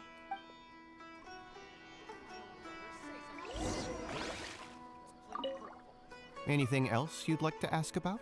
About the 6 great sages. Sage is the highest rank for an academia researcher. Since the institution's founding, each of the 6 great sages represent the finest mind and leader of their respective darshan. One grand sage is chosen from among the 6 sages to serve as the head of the academia. The current one is Sage Azar of the Rotawahist Darshan. Since ancient times, the sages have contributed immensely to Sumeru. The widespread usage of the Akasha is thanks to their hard work. Anything else you'd like to ask about? About the relationships between the sages. I just knew you'd be curious about that. Although the 6 Darshans conduct research in different disciplines, their sages frequently interact with one another when managing academia affairs. In the Immorta, our leader is Sage Nafis. His temper is legendary. We researchers are terrified of him, and even the Grand Sage gives him some leeway. He hasn't shown his face lately, though. Rumor has it that he's currently involved with some major project. Thankfully, he's been so busy that I was able to publish a paper. Anything else you'd like to ask about? See ya. See ya. Take a page out of my book and learn to look on the bright side of things. Ad Astra Abyssosque. Hello, Traveler and Paimon. Catherine, we need your help with something. Understood. The Adventurers Guild is always ready to serve you. With what do you require assistance? We want to meet with Lesser Lord Kusanali. Do you know a way we can do that? I highly doubt she knows how, but let's see. You two wish to meet with Sumeru's Archon. Understood. Please wait. Is she also gonna try to use the Akasha?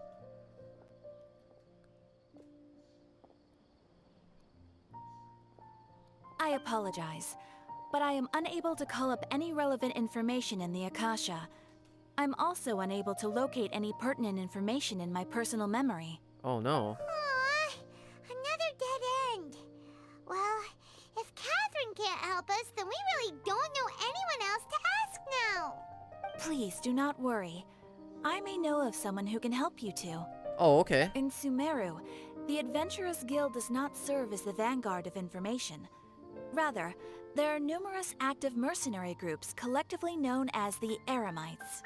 Okay. They take on various contracts and work all across Sumeru, so they naturally accrue intelligence. An Eremite brigade called the Corps of 30 is in charge of Sumeru City's defenses. Not only are they the oldest brigade, but they are responsible for managing and coordinating the affairs of all other mercenary brigades. Corps of 30? What a weird name. Supposedly, they are named as such because their ranks numbered 30 at their inception. Oh. Asfand, an advisor with the Corps of 30, maintains good relations with the Adventurers Guild. Though he's already retired, he and his words carry great weight within mercenary circles.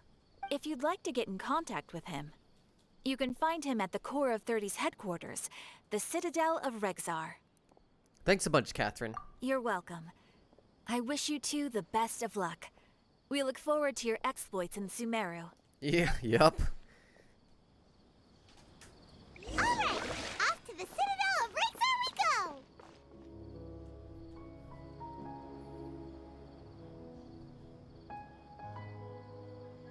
Welcome. The Adventurers Guild told me to expect you two. Oh, that was quick. It's nice to meet you, Asfand. We'd like to ask you about something.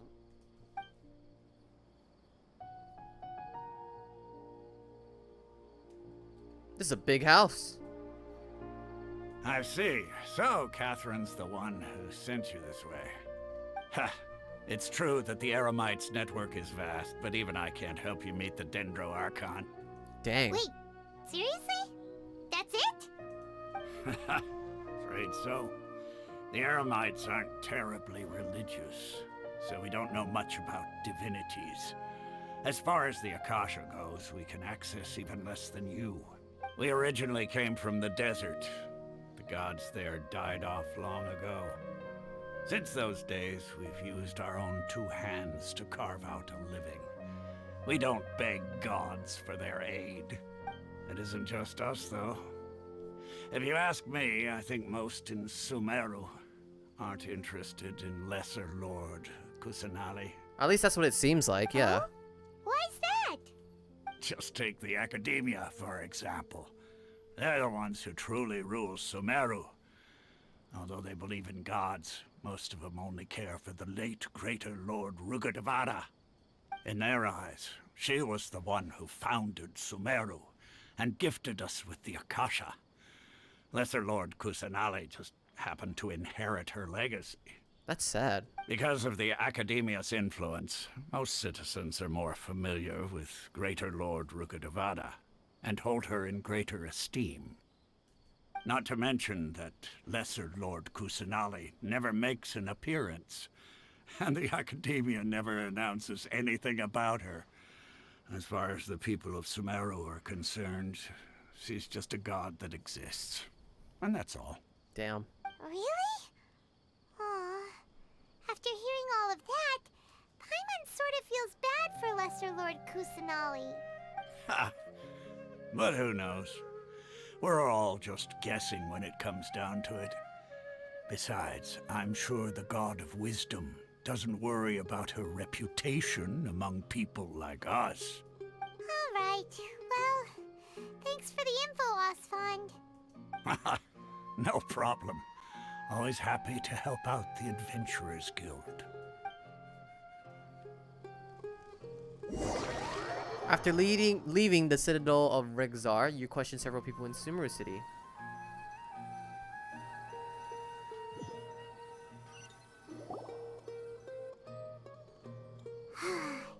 Seems Osfond was right about most people's attitudes here.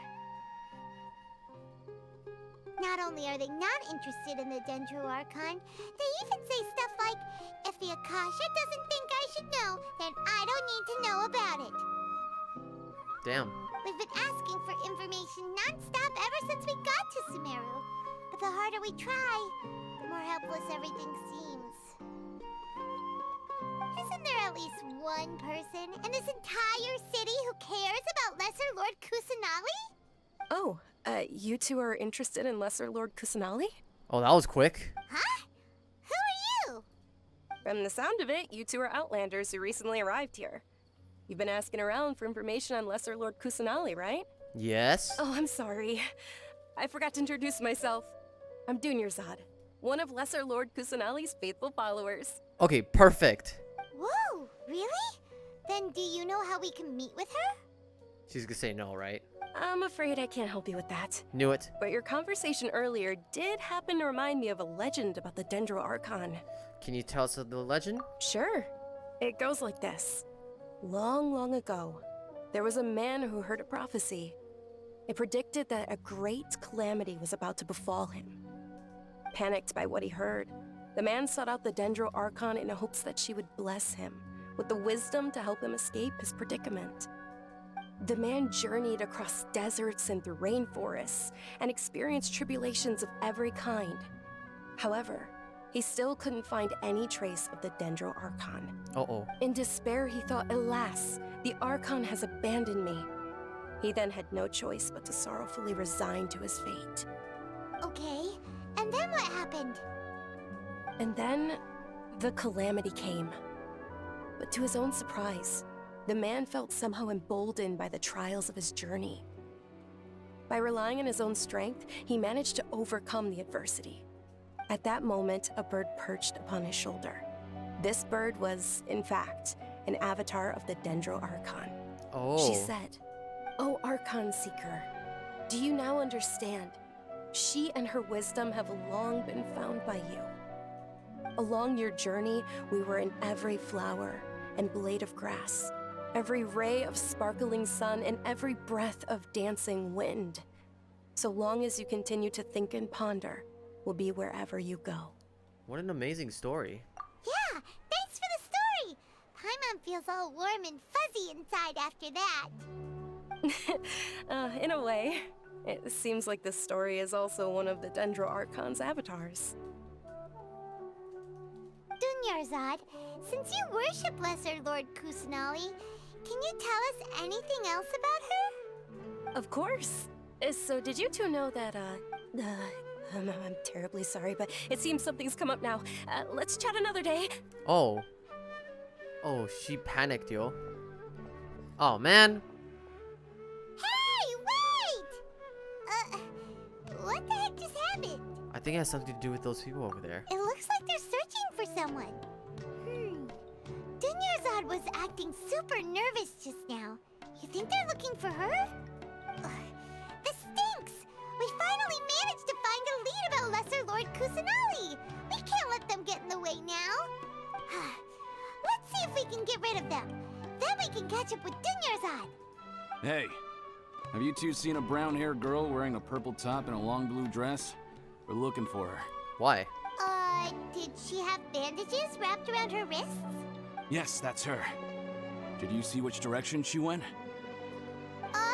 Yeah, she went that way. Quick, after her!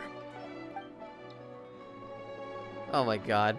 You know what? Paimon saved her. Let's go. That should keep him busy for a while. Let's hurry and find Dunyarzad. Why, what does she do? I'm curious. There you are, Dunyarzad. We thought you might have been long gone by now. Oh, it's you two. Oh, you startled me there. You can relax now. We threw those people looking for you off the trail. Really? Thank you so much.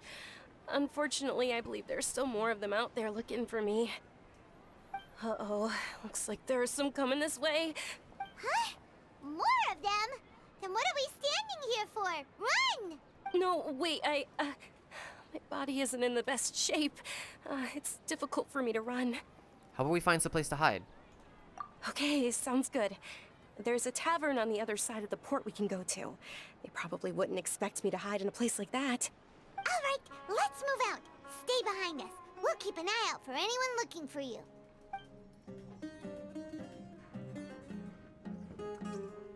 We made it. Oh, they shouldn't be able to find us now. Oh! Wait, stand down, Dia. Oh!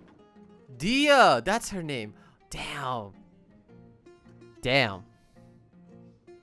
Damn. That really scared me. Yeah, I'm not gonna lie. Oh my goodness, she is. My lady, who are these two? They're travelers that I met on the street just a moment ago. They happened to notice that you were all searching for me, so they helped me hide. I see. In that case, you two should scram. There's nothing here for you. Damn. Wait a sec. Who the heck are you? And why are you shooing us away? I'm Miss Dunyarzad's bodyguard, here to see that she returns home safe and sound. My lady, let's get going. You've been gone for so long that your parents are worrying themselves sick. And if I refuse to go with you? Oh. It'd be easier for the both of us if you cooperated. But if you insist on not going, then I'll have to carry you like a sack of potatoes. Hey! Dunyarzad already said she doesn't want to go back. Why are you still pushing her? Stay out of this. You don't understand the situation. Sorry, my lady. Even though I'm your bodyguard, your parents are my employers. I have to answer to them. By the way, her eyes are beautiful. It really complement the color scheme of her entire design. Also her arm too, it's really cool. How much? Wait, what? How much more do I have to pay you to become your employer? So you never listen to my parents ever again. Double? A triple? Give me some time and I'll get that much. My lady, this isn't about Mora. I don't know what you think of us Eremites, but let me say this. I like Mora, but I'll never go against my principles. That's why I'm here looking for you. Sure, it's an order from my employer, but My conscience was also telling me it's the right thing to do. And knowing your health, carelessly running around like this is gonna hurt ya. For the sake of those who love you, don't be stubborn. No, you're wrong. I'm aware of my limits, and I know what I'm doing. Honestly, the only people being stubborn right now are my parents. And they know perfectly well that it makes no difference if I'm at home or not. They still won't accept reality. And every time I bring this up, they just change the subject. Dia, you've been living with us a long time already. This should be old news to you. Dia, I know it hasn't been easy for Mother and Father, and I'm grateful for everything they've done for me. But there's someone else in this world I'm also grateful to, because she saved me. The love I have for her is the same I have for my parents. This is my life and my last chance. So I want to do something meaningful. My lady, are you sure what you're doing now is meaningful? Yes, I'm sure. At least, it is to me. Fine, I won't ask you to return home anymore. But let me make something very clear. I'm only doing this because I respect your determination, not because I agree with you. Damn. Thank you, Dia. Sorry for being so rude just now. My nerves were acting up. And I even brought up your payment in such an offensive way. Don't worry about it, my lady. I did say that I like Mora. Besides, that's our next topic of conversation. Oh my god, I was like, okay, at first when I saw Dea's design, I didn't really care about it at first, but now, looking at her now, she also looks really cool. I know I said this like the last time, but the right arm, the dark hair with the golden gradients to shade to it, the pants or the shorts with the straps, it's really cool. And then the red with the blue eyes, it's so sick. I love it. Today's little excursion caused such a ruckus that every single bodyguard at the estate was deployed. It wouldn't be easy to hide things from your old man. Uh-oh. Since this definitely won't be your last escapade, here's a little tip. You should at least make it look like your room and things are still in order when you leave. Also, you'll need someone to cover you for when you're out and about. So, I'll let you hire me, my lady. This way, everyone wins. As for the pay, let's say half of what your father pays me. We can settle the bill when we return to the estate. Okay, deal. Yay! Looks like they've reached an understanding. Oh, are you okay? I'm fine, really. I just feel a little tired now that things have calmed down. My lady, stop trying to look tough. We're already in a tavern, so let's rest up and grab some grub. I'm sorry for worrying you two. If you don't mind, I'd like for you to join us. Sure! After you rest up, we want to hear more about Lesser Lord Kusanali. Ha! Well, if it isn't Dia. Haven't seen you in nearly half a year. Word on the street is that you're a bodyguard so for the different. Homayani family now. Ha! Don't you find that kind of work boring? Nah, you get used to it. How about a menu over here? You got it. Huh? Isn't this little Miss Homayani herself? We don't get to serve personages like you very often. We'll be sure to prepare our very best. Thank you, sir, but there's no need. I don't have a lot of Mora on me, and I really ought to save as much as I can. But please bring these two the best food you have. They're my new friends, so I want to be a good host for them. Bruh. No need to break the bank. We'll eat whatever you order. Don't worry about it. We'll pay for our own food. Wait, we're paying for ourselves now? Paimon. Paimon kind of wanted to try something fancy, but we aren't exactly loaded. Guess Paimon will settle for something ordinary. How about our coconut charcoal cakes? They're our signature snack, and they run cheap. Look, other customers over there are eating some now. They look kind of burnt and dry. Oh, Paimon. Paimon will pass. Oh, you picky. You're being spoiled. Picky Paimon. No, that's a first. But you cooked some slimes before. What do you have against my slime dishes?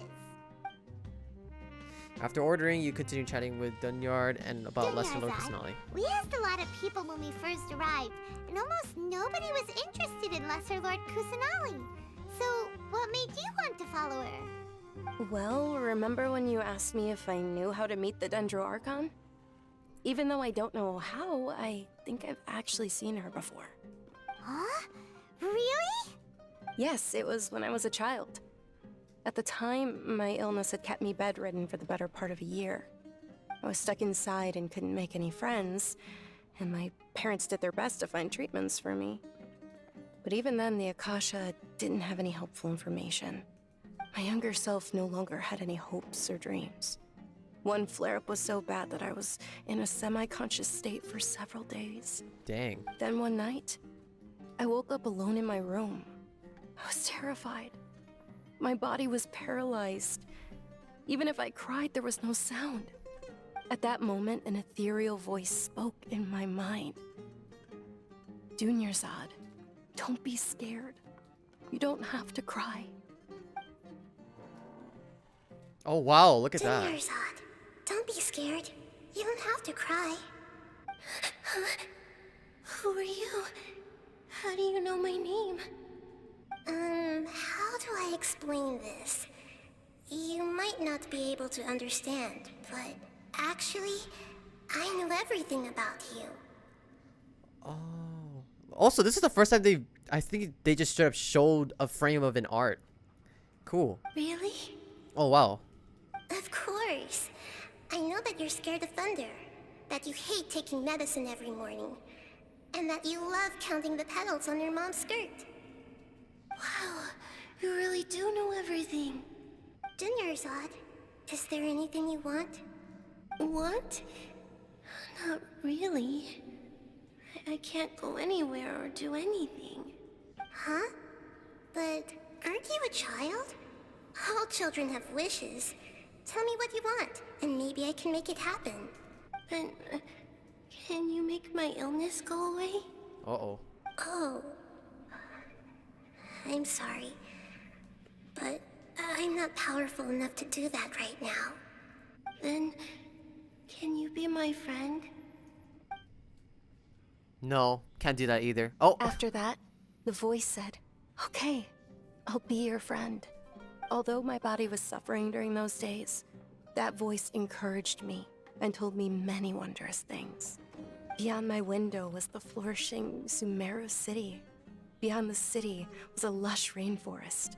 And beyond that was the wall of Samiel, deserts, and all of Tevat. Once I finally made it through that bout of illness, I couldn't hear that voice anymore. I told my mother about it, but she said that I must have been dreaming. But I know that that voice wasn't a figment of my imagination. Before that, I had never heard of Tevat. So you believe the voice in your head was... Yes, for sure. If it weren't for that voice, I would have never grown curious about the outside world, nor would I have learned how to read and enjoy so many books. That voice sparked a desire for wisdom. It had to have been the Dendro Archon. I've been hoping for a chance to repay her kindness. In fact, I was running around today to help prepare the Sub-Zero's festival for her. What's Wait. the Sub-Zero's festival? Yeah, I was gonna ask, what is It's that? Lesser Lord Kusanali's birthday, which was the day that she was found by the sages. Oh. It's actually an old holiday that originally celebrated Greater Lord Rukkhadevata's birthday. When she passed away, the holiday eventually became a celebration of the Lesser Lord's birthday. I heard everyone was overjoyed when they welcomed her back to Sumeru. In those days, the festival was a huge deal. But because of the Academia's influence, people have gradually lost interest in the festival. The Academia actively participates in Sumeru's many holidays dedicated to Greater Lord Rukkhadevata. But when it comes to the Sub-Zero's festival, forget any funding. They practically act like it doesn't exist. Yeah, I was gonna say, like, damn, they just completely ignore Kusanali's existence. Maybe they see Lesser Lord Kusanali's birth as confirmation of Greater Lord Rukkhadevata's death, so they're reluctant to celebrate it. Oh, wow.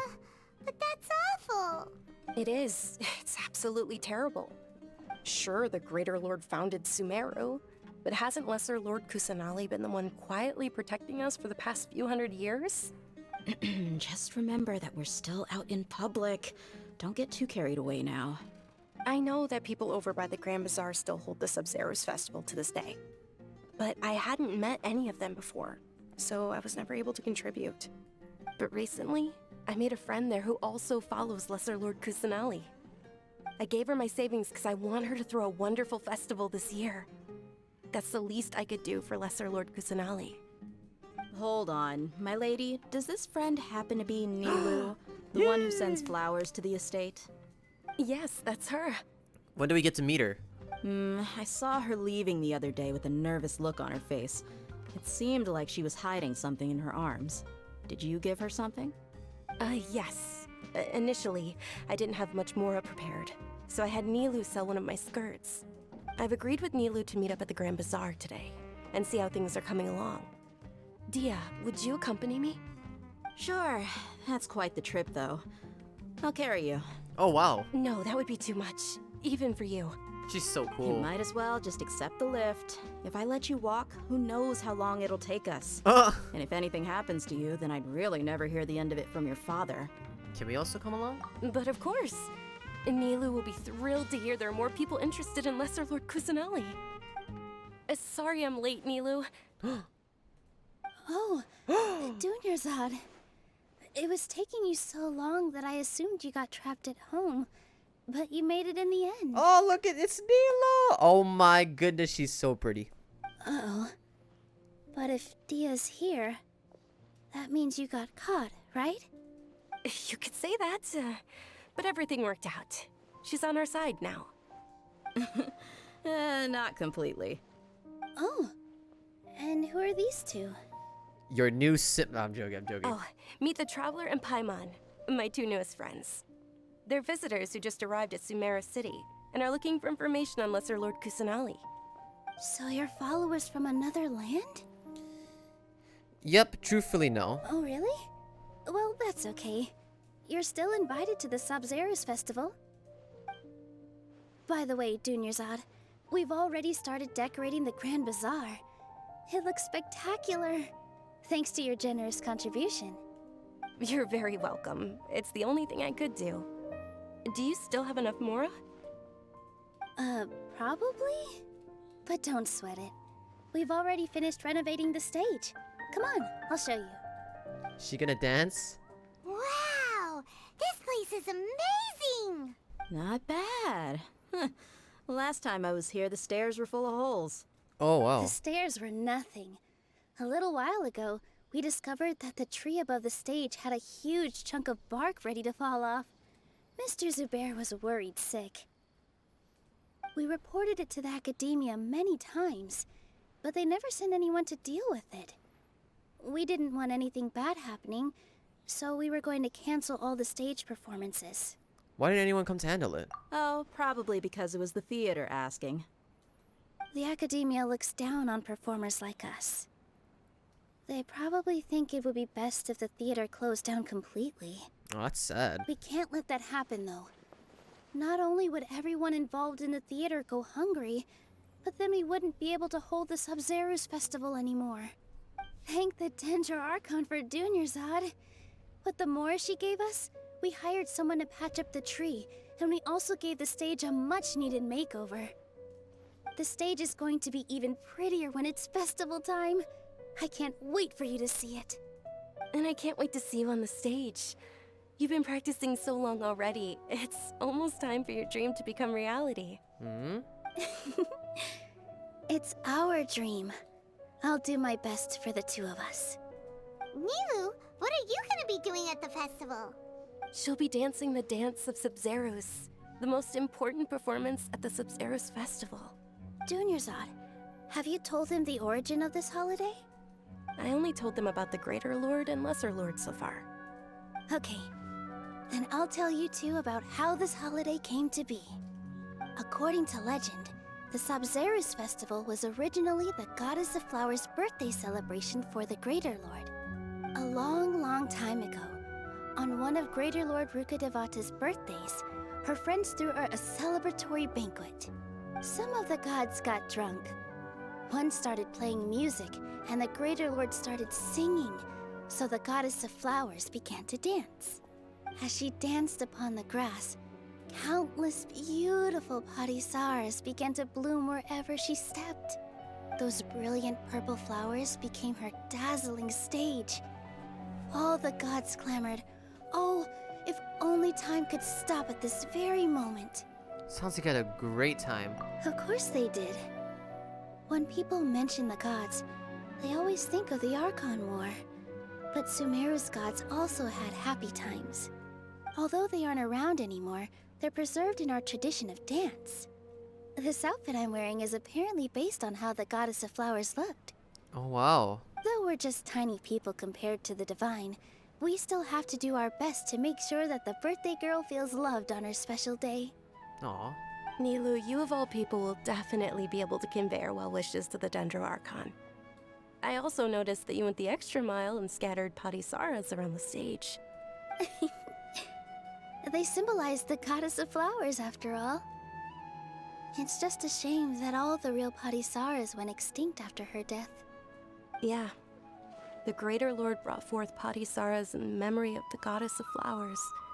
But she ultimately could never truly replicate that beautiful purple.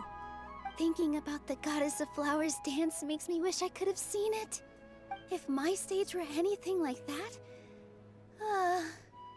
I'd be thrilled if I had just 2 real Patisaras on the stage. So, Traveler and Paimon, what do you think? Interested in the Sabzeruz festival? Will you two be coming? Of course. All of Lesser Lord Kusanali's followers will be there for her birthday. It'll be a good opportunity for you to learn more about her.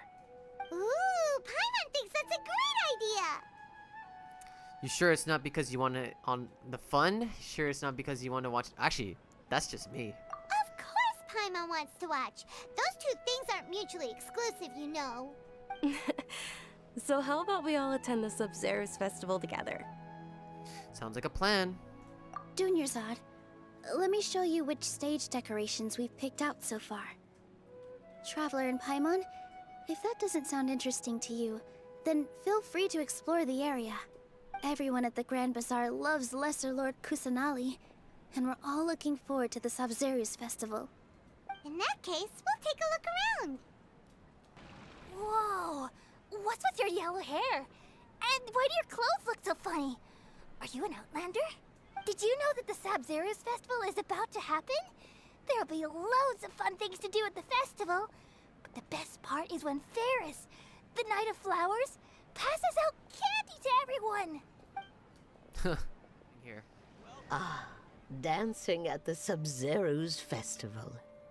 You know, I also danced when I was younger.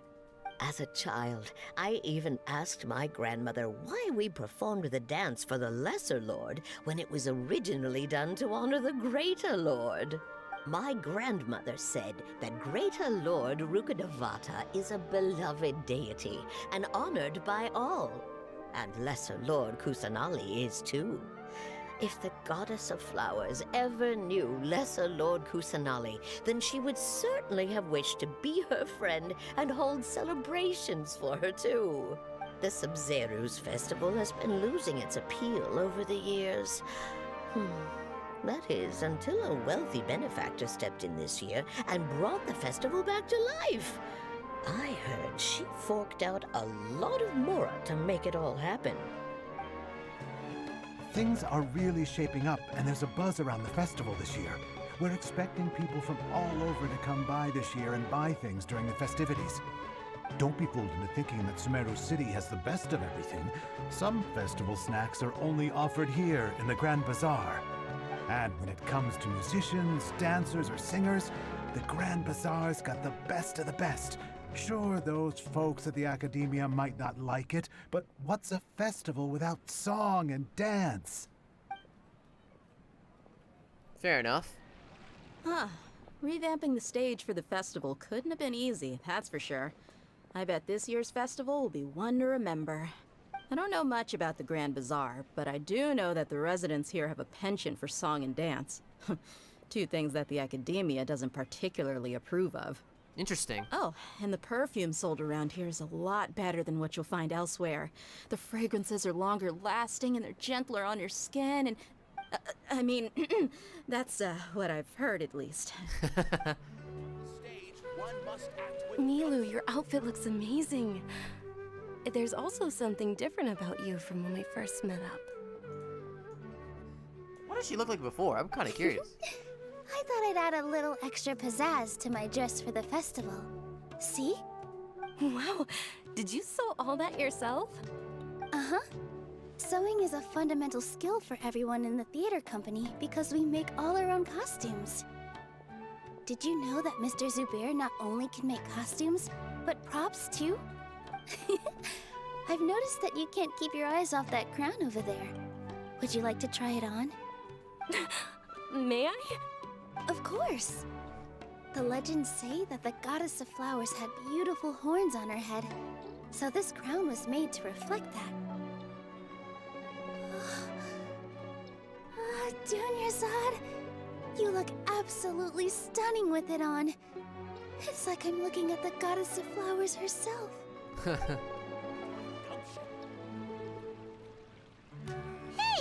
is that who Paimon thinks it is? Oh, it's Catherine. It looks like Catherine. Wait, this is the first time she's ever got out of the Adventures Guild. What the heck?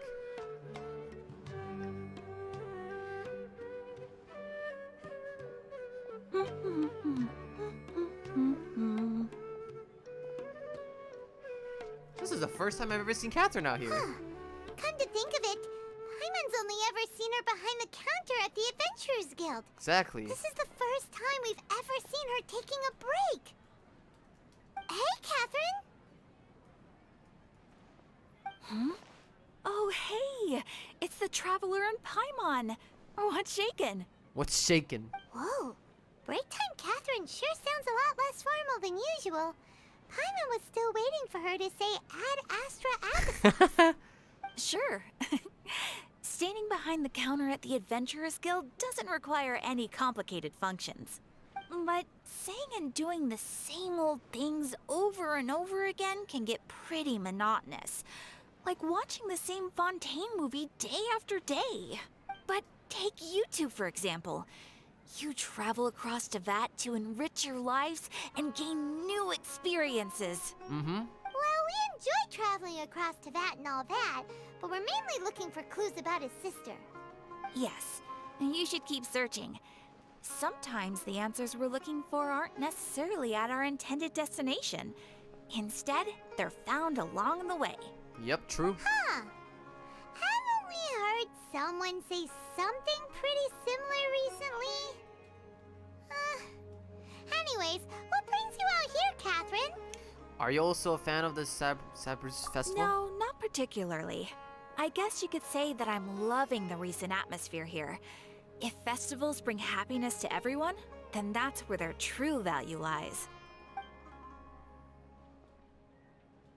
Oh, it looks like it's about time for me to be heading back now. Bro, are you serious? That's your break? Only a minute? Alright, we'll see you next time at the Adventurers Guild. Oh, by the way, thanks for connecting us with the Eremites. We've already made some great friends in Sumeru City thanks to you.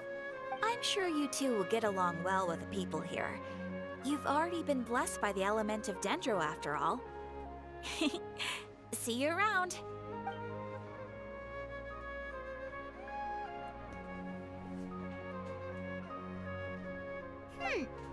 There's something really different about Catherine today. Hey, Traveler.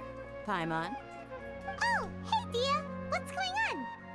I've got something to tell ya. My lady knows you're looking for ways to meet Lesser Lord Kusanali, and she's been trying to come up with a way to help you. Well, I have an idea that might help. Are you serious? We'd love that! It might not necessarily pan out, so don't get your hopes up too much. I'll need to take you two somewhere and ask someone some questions. About Dunyarzad. My lady is feeling a little worn out at the moment. Nilu's found a place for her to rest. After I take my lady home, let's meet in front of the Citadel of Regzar. Sounds like a plan! Let's head over to the Citadel of Regzar and wait for Dia! Sorry, I'm late. It took some convincing for the master and mistress to believe that Miss Dunyarzad was only sitting in the port for a while because she was in a bad mood. Anyway, I guess I should be thanking you. I haven't seen Miss Dunyarzad that happy in a long time. If it wasn't for you two, she probably would have been caught and dragged back much earlier. You sure around a whole lot nicer than when we first met, Dia. Who would have thought you had such a soft spot for Dunyarzad? It's called being a professional. I'm a bodyguard, and I work for whoever's paying. Oh, I see. Look, Dia's blushing. She's one of those. Yep, that's a blush if I've ever seen one. Listen, you two. I don't expect to be working for Miss Dunyarzad very long, but I hope to finish things on a positive note if possible. Let's cut the chit-chat and head into the Citadel. We'll see if the person I know has a way for you two to meet with the Lesser Lord.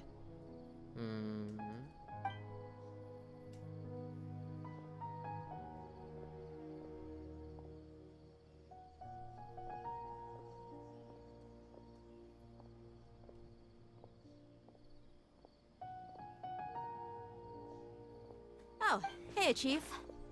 Oh. Oh my goodness, Dea looks so sick. Like, just the colors, man, it looks so cool. Ha, Dia. Oh. What are you doing here? And well, didn't expect to see you three together. I take it you all know each other already?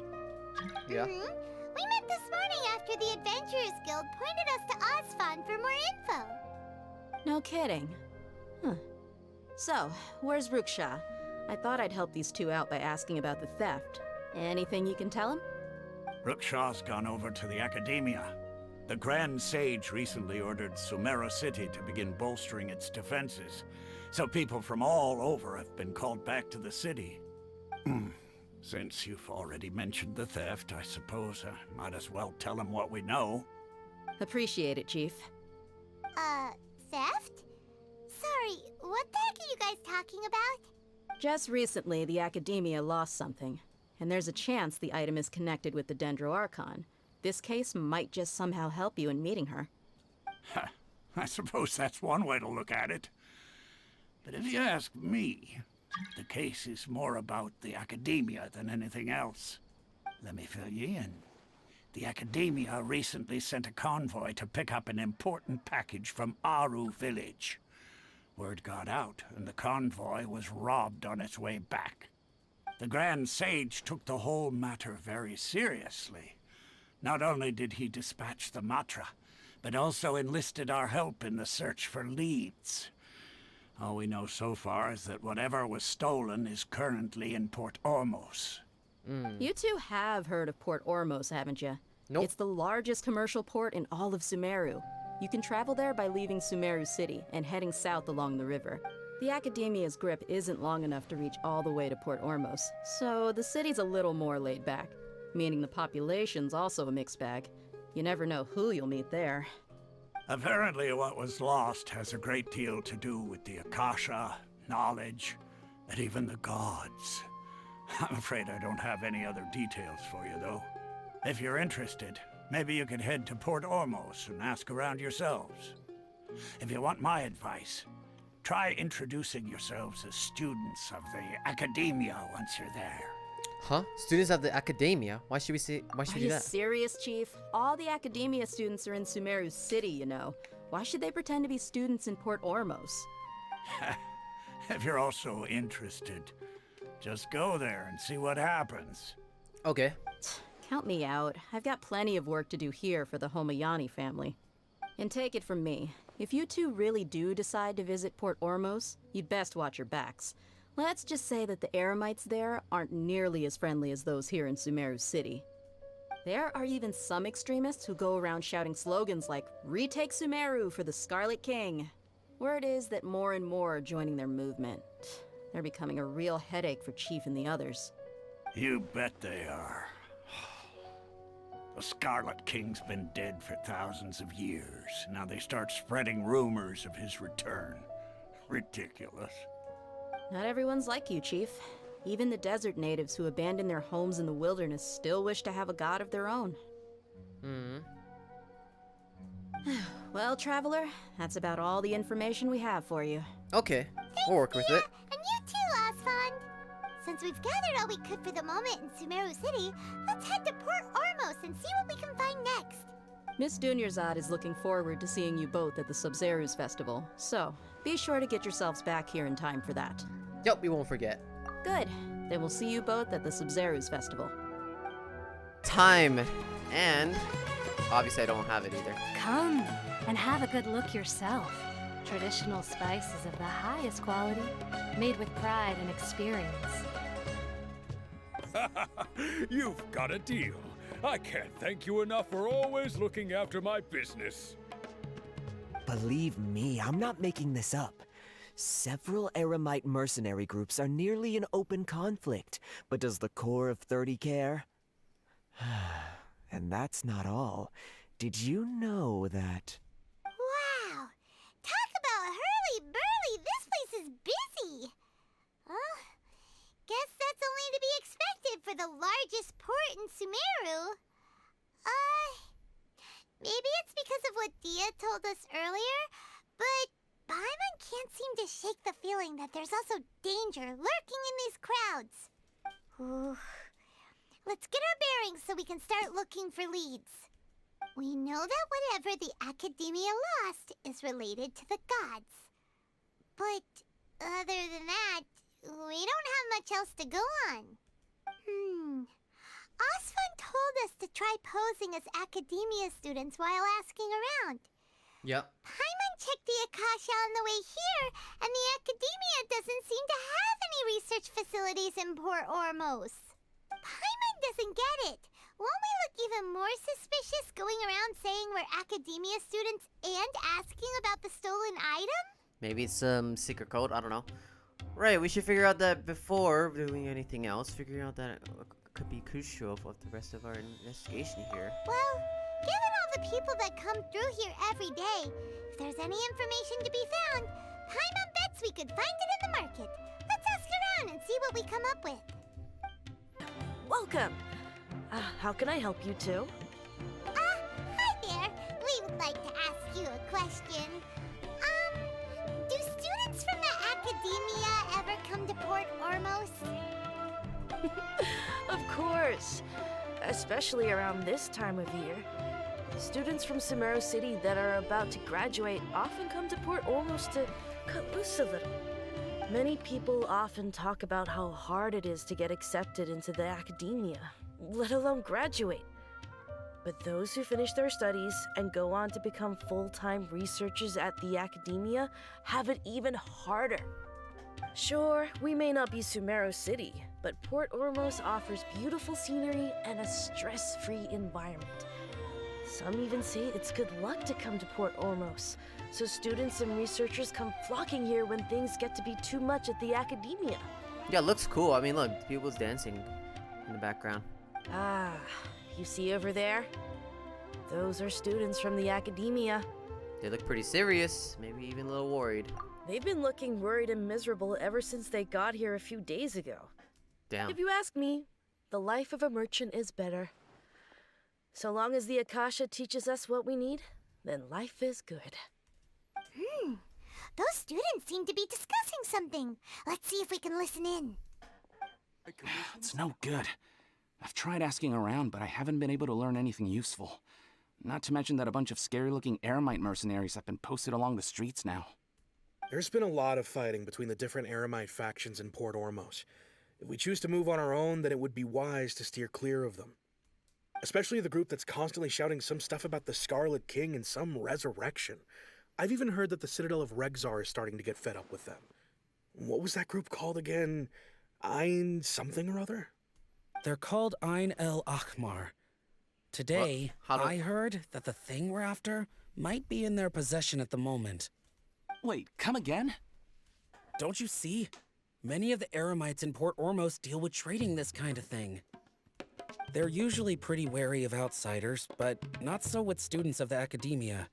It's because the kind of goods that students are looking for aren't the kind of goods that Eremites are after. As long as they know you're a student, then deals can be made. I've heard that Ein El Hakmar likes to set up shop at the Jafar Tavern. Supposedly, if you're willing to part with 500,000 Mura, they'll give you info on anything. Wait, did you say 500,000? If information alone costs that much, then how could we ever afford to buy what we're looking for? I guess we might as well give up on trying to graduate this way. I wouldn't worry too much. Our field of research is very niche. Who else could possibly be after that kind of shady knowledge? I bet it's practically worthless to anyone aside from us. Well, I guess that makes sense. And the only thing left for us now is to find a way in. Why don't we all just pool our money together and pay for the information? Whoa! Did you hear that? A niche field of research and shady knowledge? It all sounds pretty suspicious to Paimon. Is knowledge something people just buy and sell like that? It's very suspicious indeed. Whatever was stolen from the academia was also related to knowledge. So, what's your plan?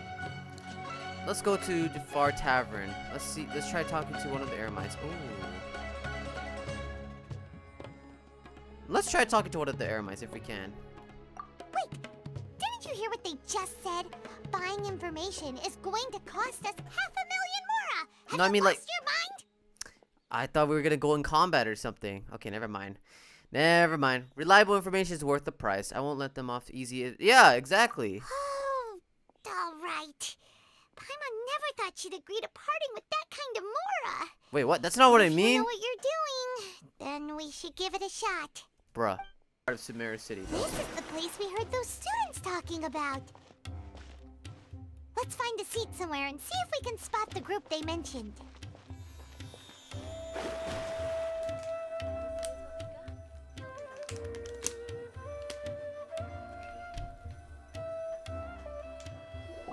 You sit down and wait for some time.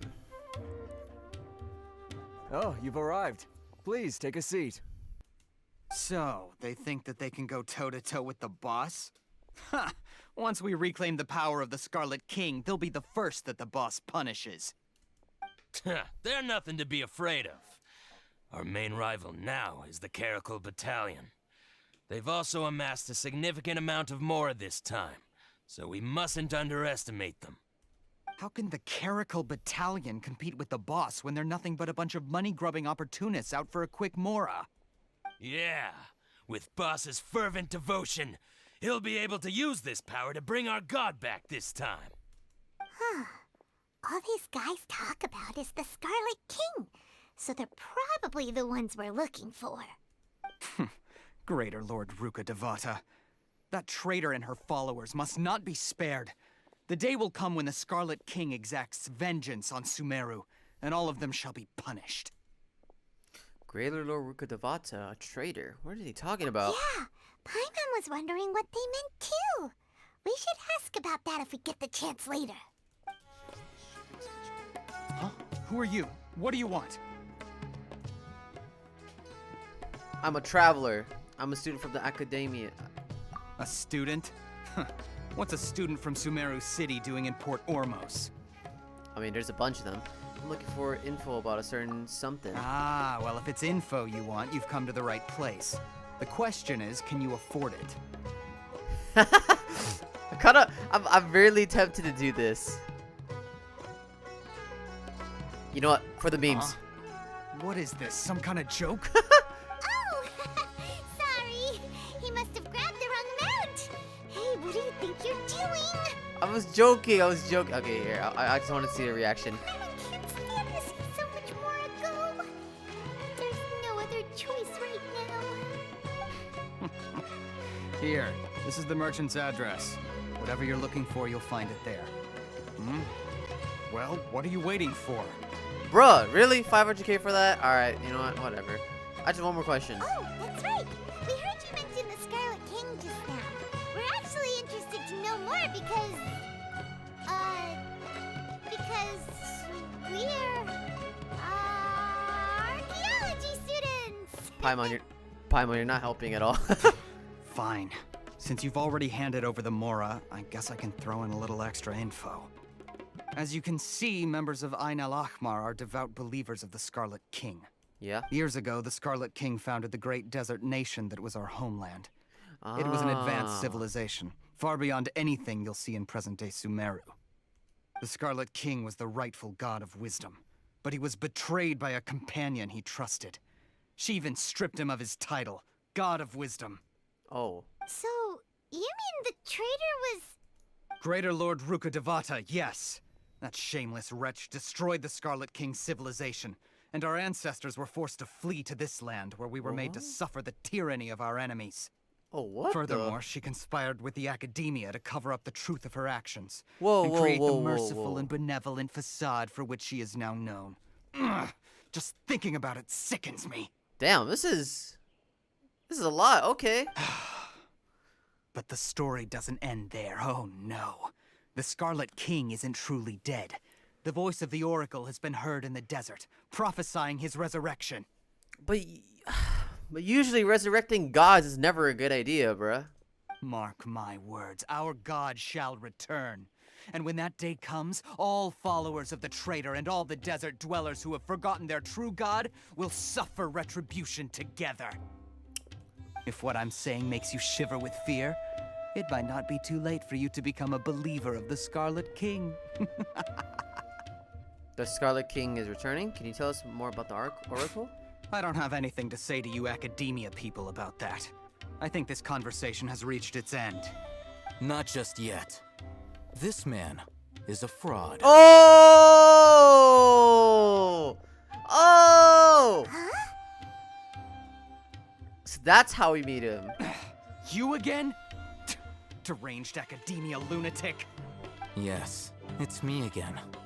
I already warned you that if you weren't willing to sit and discuss things with me, I'd take measures to make things uncomfortable for you.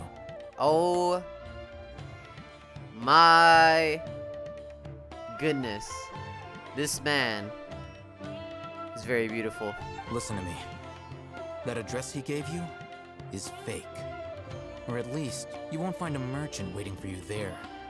This group has been boasting all around that they can provide information on a certain item as a means of luring people into their territory. Once you show up, they keep up the act until they have hard evidence that you want to purchase said item. Then they use that to squeeze you for all the more you're worth. It was sketchy right from the beginning. Shut it all, Hatham. What are you playing at, trying to ruin our business like this, hmm? I told you the other day. I wish to discuss my terms with your boss. Ha! The boss made it perfectly clear that he won't negotiate with you. Yes, and in no uncertain terms. But that was then. It does not preclude him from changing his mind in the future. I'm warning you. Don't push us, or this could get ugly. We don't usually get rough with people from the Academia because it just complicates things. For a lunatic like you, though, we might just have to make an exception. If you're suggesting that we escalate this from a verbal exchange to a physical one, I accept. After all, even the Archons used war to negotiate the ownership of Teyvat. If, on the other hand, we can't agree on any means of negotiation at all, then I'm afraid my next course of action will sting a little more than the mere falling through of a few business deals. I will jeopardize the Eremite's reputation, which I know you value above all else. I am quite confident that if I began to take such action, your boss would willingly approach me himself. However, I fear that by then, some things will have happened that cannot be undone. Also, a word of advice. I suggest you tell your boss exactly what happened here today. Otherwise, he might blame you for not telling him in the future. What did you say? Consider this. Have I ever failed to follow through on my word in the past? This guy is really out of his mind. Okay then. If you really have a death wish, let's meet a week from today. The pier in front of the Pharos Lighthouse, 4 o'clock in the afternoon, sharp. Don't expect us to hold back. Not so fast. First, you return the 500,000 more to them. Hey, let's go.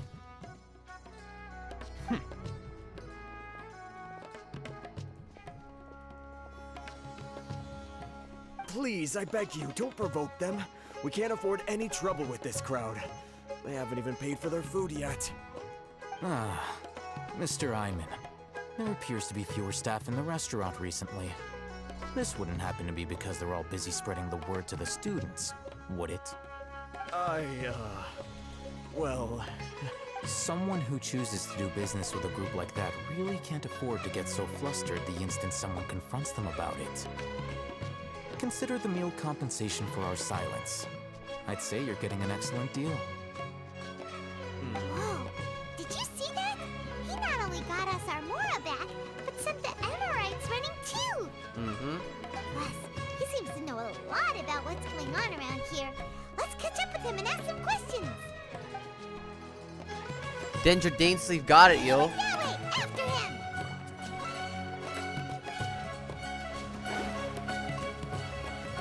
So this is how we meet him. Okay. Is he the guy we're supposed to meet? Wait up! It's Al-Haytham, right? Al-Haytham. My bad. Not Al-Haytham. It's Al-Haytham. What do you want? Thank you for your help back there. Also, he's Dendrovision confirmed. I mean, well, we already all knew that, but you know, just to point that out there. What is his weapon type though? Polearm. I'm gonna guess polearm. No need for thanks. My goal was to get to them, and you two gave me just the opportunity I needed. We're even. Oh, I advise you to keep your distance from them. Since they weren't able to make off with your Mora in the end, they might harass you again in the future. Thank you. All right. Goodbye. Wait. We have to ask. We have some questions. We still have something to ask you about. Since you tore through their scam right in front of them, you must know the real story about certain something, no? Who exactly are you two? And why are you inquiring about that? I'm a student from the academia. Clearly. A student. Right. Look, you should know that those thugs conducting business with you had nothing to do with your lie. Perhaps we can also talk terms. I know a thing or two about swordplay. Huh? Oh, yeah! He's really strong. Weren't you saying something about a physical exchange? We can help with that. He doesn't even have a vision. Forget it. Oh, we don't need one. Maybe not, but he can still use elemental energy. Otherwise, there's no way we'd go asking for info from from guys like that. Hey, hey, we're on the same boat here, Paimon. Those high-headed thugs are definitely gonna bring a lot of backup for your next meeting. Even if you don't go alone, you won't regret taking us with you.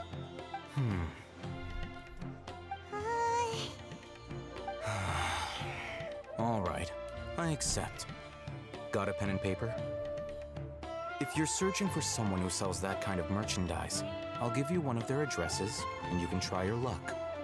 We'll reconvene at the appointed time by the pier. It doesn't matter if you show up or not.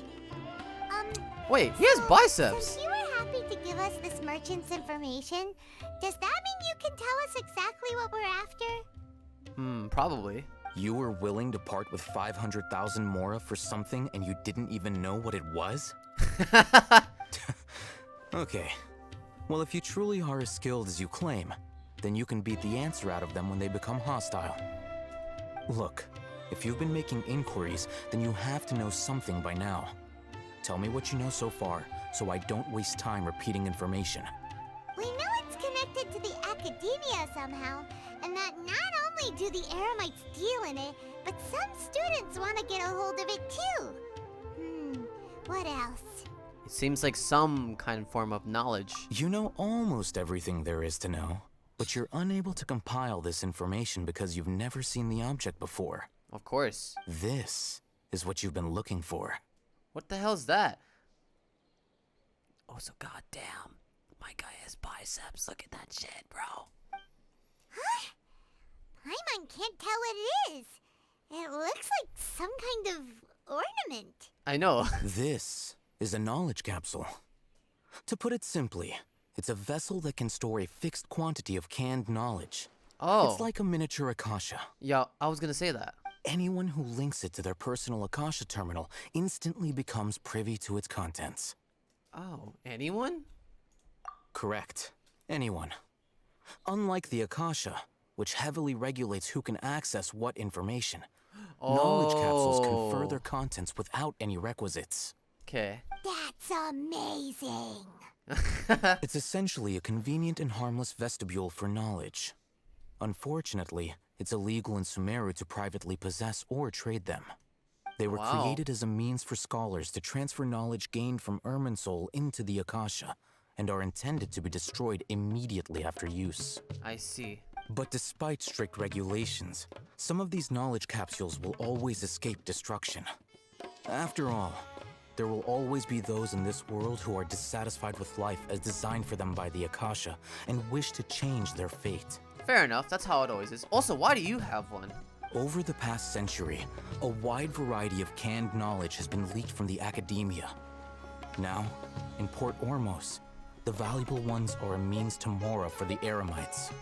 Meanwhile, those which the Eremites deem to be useless to them occasionally prove useful to the common citizens and hapless academia students. Well, I think that about sums it up. I heard that the academia lost something recently. It seems like it's a knowledge capsule. Oh, so that's your true objective. I want to learn more about it. With our current arrangement, I don't believe I can offer an answer. Perhaps we can negotiate further. You're still resolved. Fine. Let's talk somewhere with fewer people. Let's continue our conversation here. If you wish to learn more about the knowledge capsule that the academia lost, then you must help me with something. Yeah, what's up? I need you to find someone named Dory, a traveling merchant. Oh. Unlike the peddlers who hawk inferior knowledge capsules, she often has quality goods in stock. Some say that as long as there is profit to be made, there is nothing she won't dare to sell. She's guarded against people from the academia because most of her wares don't comply with academia regulations. I think she blacklisted me. I met with her informant, but it soon became clear that they had no intention of letting me get any further. Become one of Dory's customers and earn her trust. This is my condition for further collaboration. Why do you want us to meet with her? Because we are nobodies. Until you complete this task, you don't have question privileges. Bruh. Fine. So how do we go about doing this? You two are outlanders who haven't been here for long, so Dory should view you as safe clients. I'll give you the informant's address and their contact password. Beyond the password, though, I have no way of knowing what other tricks she might have up her sleeve. You'll have to improvise. This is kind of nerve-wracking. The true challenge begins after you meet her. She has a keen nose for Mora and a shrewd eye for wares, and she only likes customers who she deems to have good taste. I see. I'll prepare some funds for you. Buy her highest quality wares and earn her approval. But we only just saw a knowledge capsule for the first time. We don't know how to tell which ones are good and which ones are bad. Is that something we can learn quickly? Yeah, is it obvious? That's true. Have you two heard of Elemental Sight? Oh, yeah, we can use it. Oh? That's a surprise. Guess I'll have to hold you in higher regard. Anyway, that ability should resolve your issue. Oh, okay. Alright, that was a cool tip, thank you. Here are 2 knowledge capsules. Tell me, can you detect any difference in their quality? Oh, they look really similar. Okay. They look the same to Paimon. Try inspecting them with Elemental Sight. Yeah, there is a difference. How'd it go? Did you see anything? It's on the left. They both... Can I click this just for the... No, I'm joking. Rumor has it that higher quality knowledge capsules generally appear brighter when viewed through Elemental Sight. That's because knowledge originates from Irminsul, the root of Dendro power itself. The more powerful the knowledge, the richer it is in Dendro energy. I see. However, some canned knowledge with a high concentration of elemental energy is of little use in contemporary times, so those capsules are of little value. Using Elemental Sight is merely a stopgap measure, but it should suffice for earning Dory's trust. That sounds pretty impressive. Here's a sheet with the informant's location and contact password, and here is the Mora for purchasing canned knowledge. Don't be cheap. You'll need to spend to catch Dory's eye. If there's any Mora left over, just keep it. Oh, and be sure to exercise some caution. There have been Matra present in Port Ormos lately. Your efforts will be for naught if they catch you. Matra? They belong to the Academia's regulatory body. They also handle cases of illegal canned knowledge transactions. Like I said, the Academia has banned both their trade and possession. The Matra are razor sharp. You're in for nothing good if they lock their sights onto you. If you two want to back out, now's the time. I'm willing to take that risk. Okay, then we have a deal. If you succeed in your dealings with Dory, come find me at the Wikela Funduk. We'll have an open discussion then. Interesting. Looking at what Al-Haytham wrote, Dory's informant is a traitor near Old Ormos. Let's follow these instructions and try to get in contact with him. Hello. What are you two looking to buy? We want to buy some raw hara fruits. Wait, are you sure you're remembering that right? Hyman doesn't think it was that on the paper. Sorry, unripe. My bad. What a unique palate. We have unripe hara fruits, but we usually keep them in the back. I'll have someone escort you. Following the paper got us past the first round. Alright, we're going to Sketchy Market. Let's go, boys. Ronak, these two want to buy unripe hara fruits. Show them to the warehouse. Got it. You two, please follow me. I didn't know Dory was You two have a fascinating fashion sense. We haven't seen a customer wearing a Sumeru rose for quite some time. Hold on. Let me think. Sumeru rose means common merch. No, look again. We're obviously wearing morning flowers. Ah, my mistake. I do apologize. Whew. That pop quiz sure was scary. The warehouse is up ahead. Please follow me. Before I retrieve your products, I need to confirm a few things. Oh, it's one of those. Please forgive me, but we may not have sufficient stock for you today. Earlier, many of our hara fruits were taken by mice. I'm sorry to hear that. Hold on. That's not right. Taken by mice means they sold out. Wait, was there papers for this? I don't think I read it. I have no idea. I'm sorry. But as things currently stand, we won't be able to fulfill your order. Why don't you two think things over? He's cautious of us. Let's take a closer look at the paper that Al-Haytham gave us. Yeah, I already completely failed that. Wait, hold on. When did he give us a paper? I don't remember that.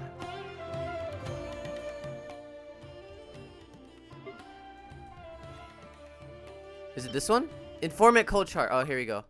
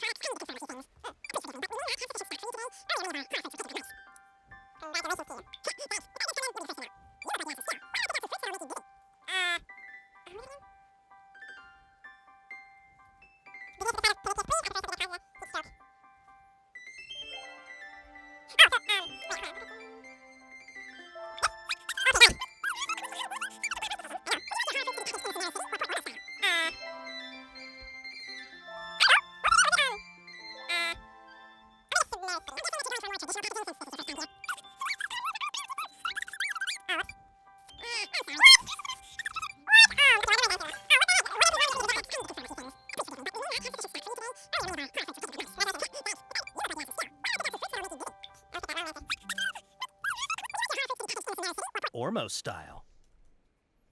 Poor Ormos, obviously. Wow, you two sure are generous customers. We'll be sure to package your products beautifully. Okay, everything has been confirmed. Miss Dory is waiting for you up at... Shoot, it's the Matra! Run! Eh? What? The Matra? Where? Al-Haytham said we're done for if they catch us. We gotta get out of here. Wait, where? We don't know this area, so let's follow that informant. He ran that way. Look, he's over there. Hey, if you're hiding from the Rishbaland tiger, come this way.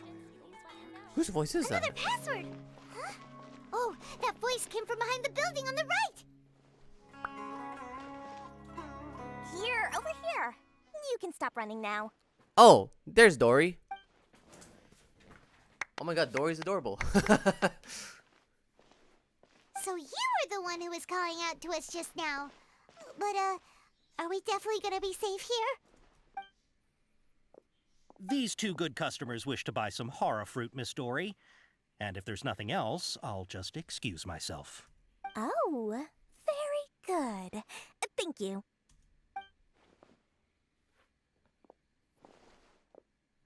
Huh? Wait, you're Dory? Paimon sure thought you'd look a whole lot scarier. Hey, what are you trying to say, Princess Pea-Brain? Oh, I can dang. be scary enough when I need to be, believe you me. If you don't watch what you say, then you can forget about doing any business. Oh, But dang. it seems you two have actually done pretty well so far. Not only did you manage to find the informant, your reactions were also pretty sharp. You don't really look like criminals or anything, but I bet my Mora that you've been involved in some shady dealings, haven't you? Paimon's not sure if that's supposed to be a compliment, but we'll take it. I can't risk doing business with people who start huffing and puffing after just a few paces, no matter how much Mora they might have. Not only will they get caught by the Matra, but they'll also get us into trouble. As decent folks trying to run an honest business, we don't need any of that. Wouldn't you agree? So that's why I prefer to have customers like you. It's your first time here, but don't worry, I won't ask too many questions. Even if you wish to buy enough knowledge capsules to decorate your house with, please, knock yourself out. As long as you have lots of round, shiny Mora, then we're all good. Can you show us all your products? Ah, yes, of course, of course. Go ahead, help yourselves. Voila! Wow, she has a trove of canned knowledge. Whew. She'd probably be in serious trouble if the Matra caught her with all this. What kind of products do you seek, my dear customers? Don't worry, I'm not interested in your reasons for buying. I can, however, offer some suggestions. Take this one, for example. An analysis of the sociological ideology and dialectics of the Hilichurls. Only 3 people in all of Teyvat have ever studied it, making it extremely rare. It's on sale now for 350,000 Mora. Dang. Yeesh. Who would want to be an expert in that topic? Or how about the architectural styles and construction methods of Teyvat in the early Archon War period? With this one, you can become an expert in historic architecture preservation and find an excellent, well-paying job in nearly any nation. Ooh, now this sounds like it could be useful. 2 million Mora, and it's Whoa. yours. No discounts. Whoa! That's a lot of Mora! Of course, you are free to pick whatever your heart's desire. The contents and price of each knowledge capsule are indicated in small text on the body of each one, down at the bottom. Alright, let's try the method that Alhaitham mentioned. Alright, here we go. So we got 3. I'll take this one. And this one. And that one. As well as this one. You've really got a good head on your shoulders, and quite the eye for quality. You pick and choose a variety of canned knowledge. I'll take these, please and thank you.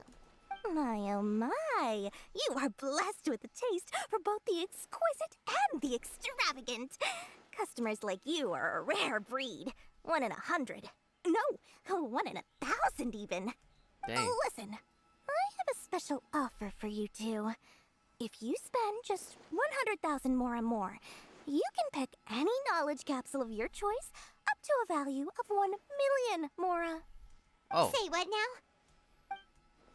Hey, did you hear that? Spend another 100K and we get a capsule worth a whole million! Calm down, Paimon. Don't let her trick you into spending more, yeah. But all the canned knowledge we just bought is easily worth 500,000 mora. If we spend just a little more, we can get something worth 1 million mora. Isn't that a fantastic deal? Think about it. We've gone to all this trouble to get this canned knowledge. And so far, everything we bought belongs to Alhaitham. Aren't you even the least bit curious about how this whole canned knowledge thing works? We're talking instant knowledge here. Don't you want to try it yourself? I think you're the one who's curious. You just want to see me try it, yeah. Come on, come on. We still have around 100,000 of Alhaitham's mora left. So let's put it to good use by finding something useful for you. Ahem. You've got a deal, Dory. We'd like to spend an extra 100,000 mora. Bro, we didn't even agree. Wow. Excellent. Then please, select from this fine collection of canned knowledge over here. Oh, wow. Hold on a second. Paimon thought we could choose whatever we wanted. Why can't we choose the ones from over there? Oh, but my dear customer, the knowledge capsules over here are worth 1 million mora each. I'm sure discerning customers like yourselves will be able to find something to your liking. Please, take your time. Uh-oh, Paimon has a bad feeling about this. Now Let's we gotta... use elemental sight again to check these. Maybe we should just pass this time. Alright, I'll have a look. Alright. Nothing. I knew it. Just pass. What did you see? Nothing. They all seem to be equally bright. So they're all worth about the same amount? Guess so. Well, anyway, the mora's already been spent, so let's at least try to find something useful. Let Paimon's take a look such here. a huge spender. An introduction to traditional Sumeru brewing techniques, the art of growing spices, an overview of ancient runes. Oh, how about this one? Sword Fighting Techniques 8. Not sure we'd ever find volumes 1 through 7, but at least this knowledge should be useful, right? Let's go with this one. Whatever makes Paimon happy. Dory, we'll take this one. All right, very good. I'm expecting some new goods in the next couple days, so be sure to check back again soon. Whether it's canned knowledge or anything else you need, bring your mora to Dory and doors will open. Bruh. Our dealings with Dory went smoothly enough. Let's head to Akala Funduk and meet up with Alhaitham. Hopefully now he'll finally tell us about what the Academia lost. Ha, you two made it. And from the looks on your faces, you were successful. Mm-hmm. Whoa, there's so many people from the Academia here. Why would you pick this place as our meetup spot? Well, Wikela Funduk is under the Academia's control, so naturally the Academia has people working here. I came to Port Ormos under the pretense of conducting official business. You're a pretty daring guy. Relax. No one here is interested in anything we say, and the Matcher won't come here. Yes, you bring Alhaitham up to date and give him the canned knowledge you provide. Okay, we did what you asked. So, can you tell us about the knowledge capsule that the Academia lost now? Before that, I have to ask. Why are you two so intent on tracking it down? You don't have to answer, of course. It's not a secret or anything. Yeah, he just wants to meet the God of Wisdom and ask her about something important. We've been in Sumeru for a while now, but we still haven't found a way. When we heard that the Academia had lost something that might be related to the gods, we came here in case it turned out to be our lucky break. In that case, you're on the right track. A short while ago, the Academia lost a knowledge capsule in the desert. It's supposedly a divine knowledge capsule. Use it, and you'll gain the wisdom of the gods. Wow, there's really such a thing as that? Hey, if we find it, do you think we could learn how to meet the Dendro Archon? Ooh, or how to find your sister? Hold on, give me a second. Let me grab some water.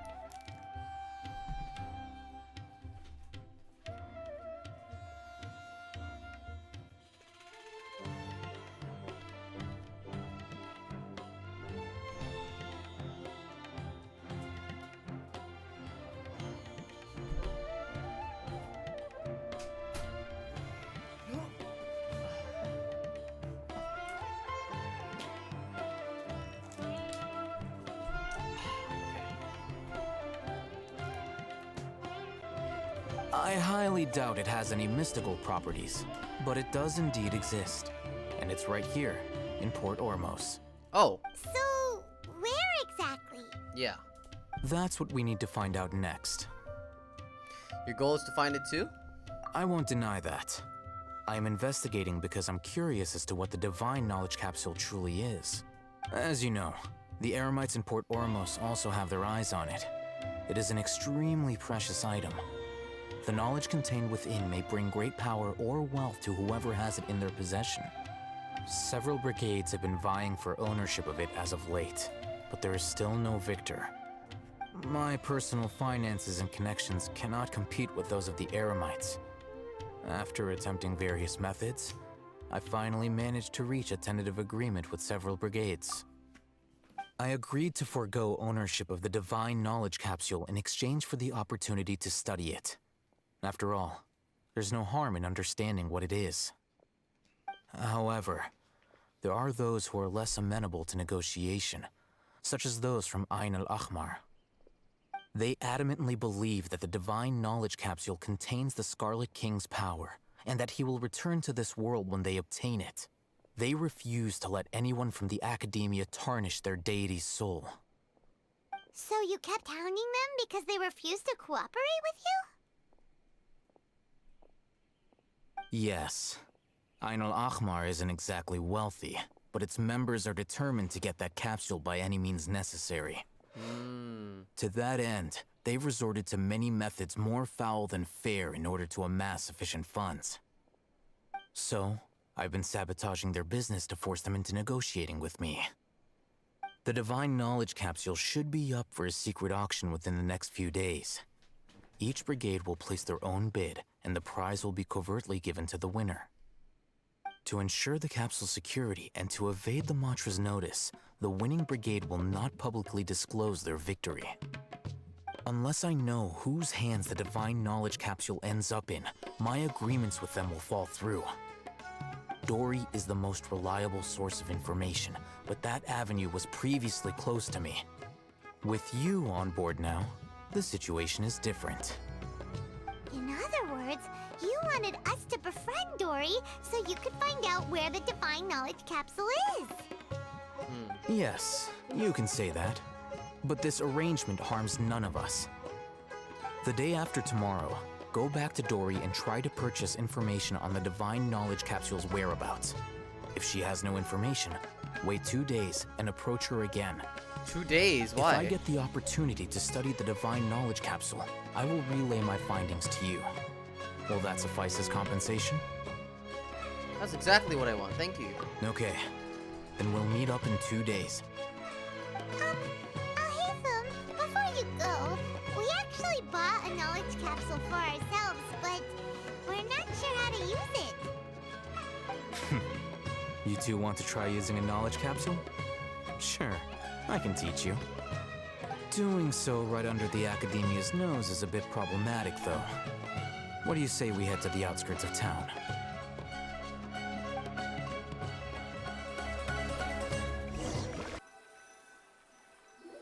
All right, this place works. Show me the capsule you purchased. Here. Sword Fighting Techniques 8. Huh. A combat class knowledge capsule. This class is something of a rare find these days, since most have been taken by the Eremites to augment their battle capabilities. Really? Aw, yeah, what a great buy! If you want to determine the efficacy of this capsule, I can evaluate your combat ability. However, effects will likely be minimal if you already possess a high amount of strength. We can conduct a controlled experiment where you fight 2 battles. One before using this knowledge capsule, and one after. Okay. While you fight, we can use an Akasha Terminal to monitor your various physical parameters. Oh, wow. There may be variances in your physical strength between the 2 tests, as well as a disparity in your opponent's abilities. But don't worry. I'll run statistical analyses afterward to mitigate any confounding effects. Wow! Haytham! You must have been one of those guys at the Academia who got top grades on everything. Must be. Paimon's curious about something, though. You definitely weren't one of those students who needed canned knowledge to graduate from the Academia, right? So why are you risking getting caught by the mantra for this capsule? I'm also curious about this. When you are unable to understand a researcher's actions, most cases can be attributed to curiosity. This is but one theory. Sounds like you're trying to avoid the question. All right, let's begin the test. Just fight as you normally do. All right, I'll link your Akasha Terminal to record data. The next step is to use this knowledge capsule. Hold it in your hand. I'll help you establish a connection with it so you can activate its power.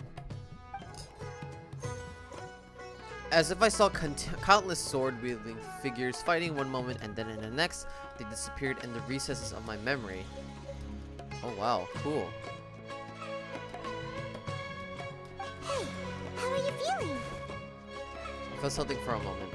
Whatever was inside the knowledge capsule became a part of my memory. You mean that it worked? All right, time for round 2. Fight with the same composure as before. Now, I'll start recording data again. Haytham, how's it going? Well, the knowledge capsule you purchased did improve his combat capability. During the second fight, his overall fighting performance increased by 0.073%. Yeah, barely any difference. How much? That's basically 0, yeah. Dory's such a jerk! She totally scammed us! 1 million mora? This thing isn't worth a tenth of that amount! See? Of course, this could be because he is so powerful that the capsule's contents were unable to produce a substantial increase. At the very least, this test allowed me to gain more insight into you two. Our deal seems increasingly worth my investment. Yep. I'm heading back to Akela Funduk. I await your response in 2 days' time. This is Mora for when you ask Dory for information. Pay her as much as she requests. Let's see Dory today and ask her about where the Divine Knowledge Capsule is. Soundtrack's so good, man. Here, over here! Welcome back, my loyal patrons. What can I do for you this time? You name it. Canned knowledge, supplies, or anything else you need. I'll find a way to get it. Where there's a waterfall of Mora, there's a way. Oh my god, Dory. Can you really get us anything we want? Anything at all? Aha! So it appears that canned knowledge alone is no longer sufficient for your opulent appetite. Then please, oblige me. Tell me what you have in mind. I'd like to buy an info on the whereabouts of the Divine Knowledge Capsule. Oh! I knew customers with pockets as deep as yours would undoubtedly crave something more profound than ordinary canned knowledge. But you know, that kind of information isn't going to be cheap. Okay. After all, I had to work really hard to weasel my way into the auction site. Not to mention that if anyone found out that I was the leaker, I would be in big trouble. Why'd you tell us that? But how can we be sure your information is accurate? Exactly. I'm curious how you just happen to have this kind of info the moment we need it. Because to me, anything of value is what I consider to be my supply. Therefore, I must always be aware of what's hot on the market in order to secure more sales. As for the information's authenticity, well, you've no need to worry about that. I used a camera to take a picture of the transaction. That way, no one can dispute it. Name your price. It's always a pleasure doing business with such sterling patrons. Now that you've paid in full, here's the scoop. The Divine Knowledge Capsule was purchased yesterday by a certain Misery, the leader of Ain el Ahmar. Ain el Ahmar? You mean the Eremites who worship the Scarlet King? Ah, so you're already familiar with them. The group has done everything in their power to obtain the Divine Knowledge Capsule. After all, they believe it contains the power of the Scarlet King. That Divine Knowledge Capsule is unlike any other canned knowledge I've seen before. It was glowing bright red. Red, okay. The capsule is clearly visible in the picture I took. You can look for yourself. Thanks for the info, Dory. Please, it's my pleasure. It's all thanks to discerning customers such as yourselves that my efforts yesterday were not in vain. Please, don't hesitate to contact me if you ever need anything else in the future. Mora for Dory opens doors. Oh my goodness. Okay. Well, we figured out where the Divine Knowledge Capsule is. Turns out, it ended up in the hands of Ain el Ahmar. Let's head back and talk to Al-Haytham. Remember to bring a token of our friendship the next time we meet, okay? I like to think it's built on a firm foundation of solid, shining Mora. She really loves Mora, eh? Al-Haytham, we got the info you wanted. Really? All right. Let's hear it. It's in the hands of the Ain al-Ahmar, the very group that we're about to face. Dory even gave us evidence to verify the intel. Have a look. Huh, look at that. Clear as day. It must have taken some guts just to infiltrate the scene of the Eremites' transaction. But then to get close enough to take a picture like this. Bold move, Dory. Very bold move. All right. The person in this picture is indeed Misery, the leader of Ain el Ahmar. And the glowing red capsule he's holding appears to be the Divine Knowledge Capsule. In which case, if we play our cards right, when we confront them next week, we should be able to force them to show their hand. At first, Paimon didn't get why you were provoking these Ain el Ahmar guys. But now, it sort of makes sense. Everything's playing right into your hands. After we defeat them, we can finally have a serious talk with their boss and get them to lend us the Divine Knowledge Capsule. Thank you for your time and efforts.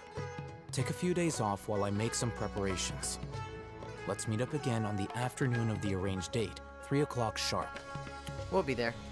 See you then. Oh, or I can, a few days later, on the day of the meeting with Al-Ahmar. Oh. Al-Haytham sure is taking his time. Where could he be? Oh, there he is. Sorry to keep you waiting. Let's head to the pier in front of Pharos Lighthouse. Yep, let's go.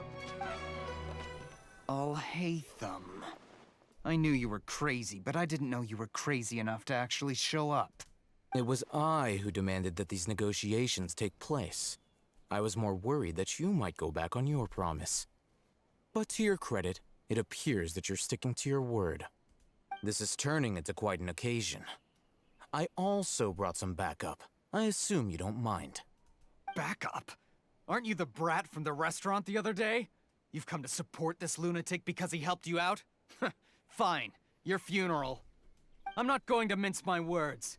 Once we're done with you, you'll be nothing more than fish food. Get 'em, boys! Okay.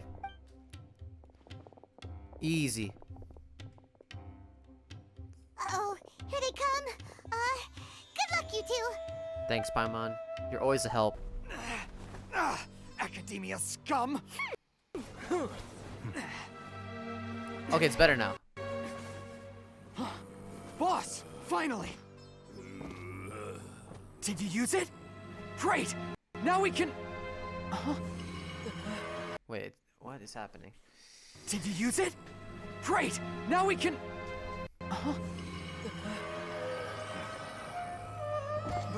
Boss? Dude, this dude's huge. So this is Akasha is being corrupted almost. Yeah, it's red.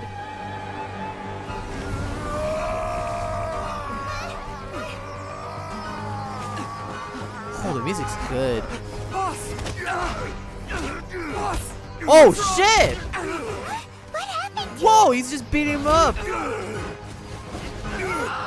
Whoa! We have to cut his Akasha connection now. Oh, I'll hate them action. Oh, okay.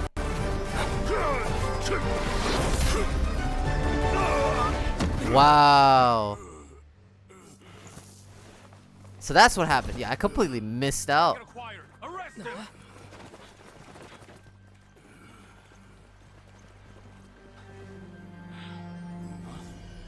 Oh, that's a scholar. Do not impede our work. Is that understood, Al-Haytham? Of course. I was only trying to help. Take him away. Oh yeah, so that's why I didn't see it at all. He swiped it.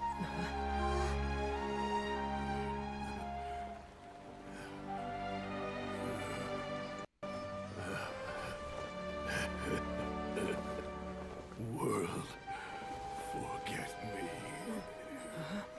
Did I just miss out the entire cutscene? Oh no, that pissed me off. Really? What in Tibet just happened? It's like that big guy suddenly lost his mind. It looks like he used the divine knowledge capsule. You mean the divine knowledge capsule did that to him? Speaking of which, Hypatia did mention. Oh yeah. You mean how some researchers go insane after getting knowledge from Irminsul?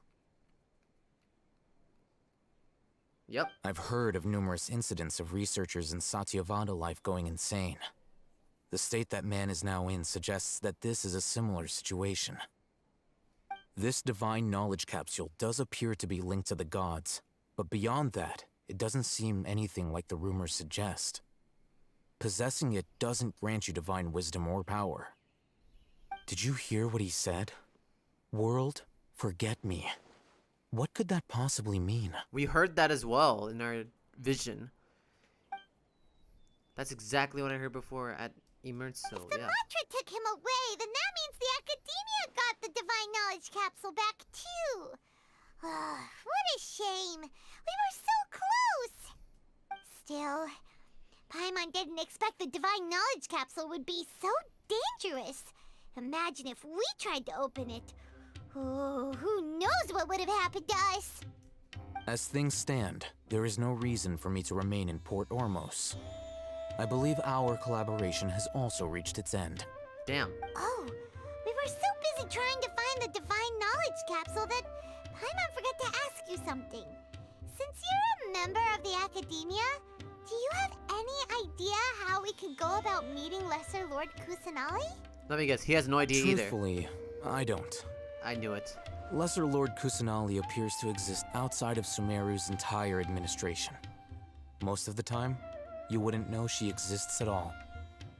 Moreover, since the Academia possesses the Akasha, a symbol of our deity's wisdom, scholars have no reason to desire to make contact with the deity herself anyway.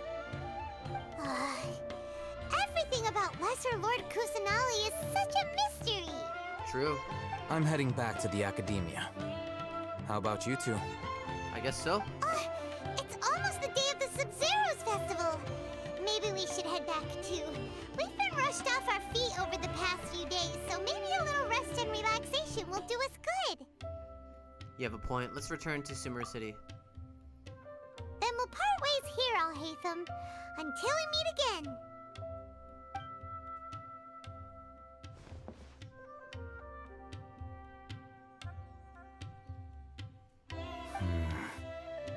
Now, Oh!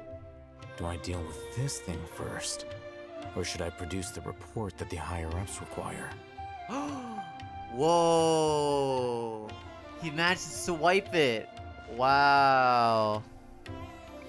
Wow. Okay. Okay.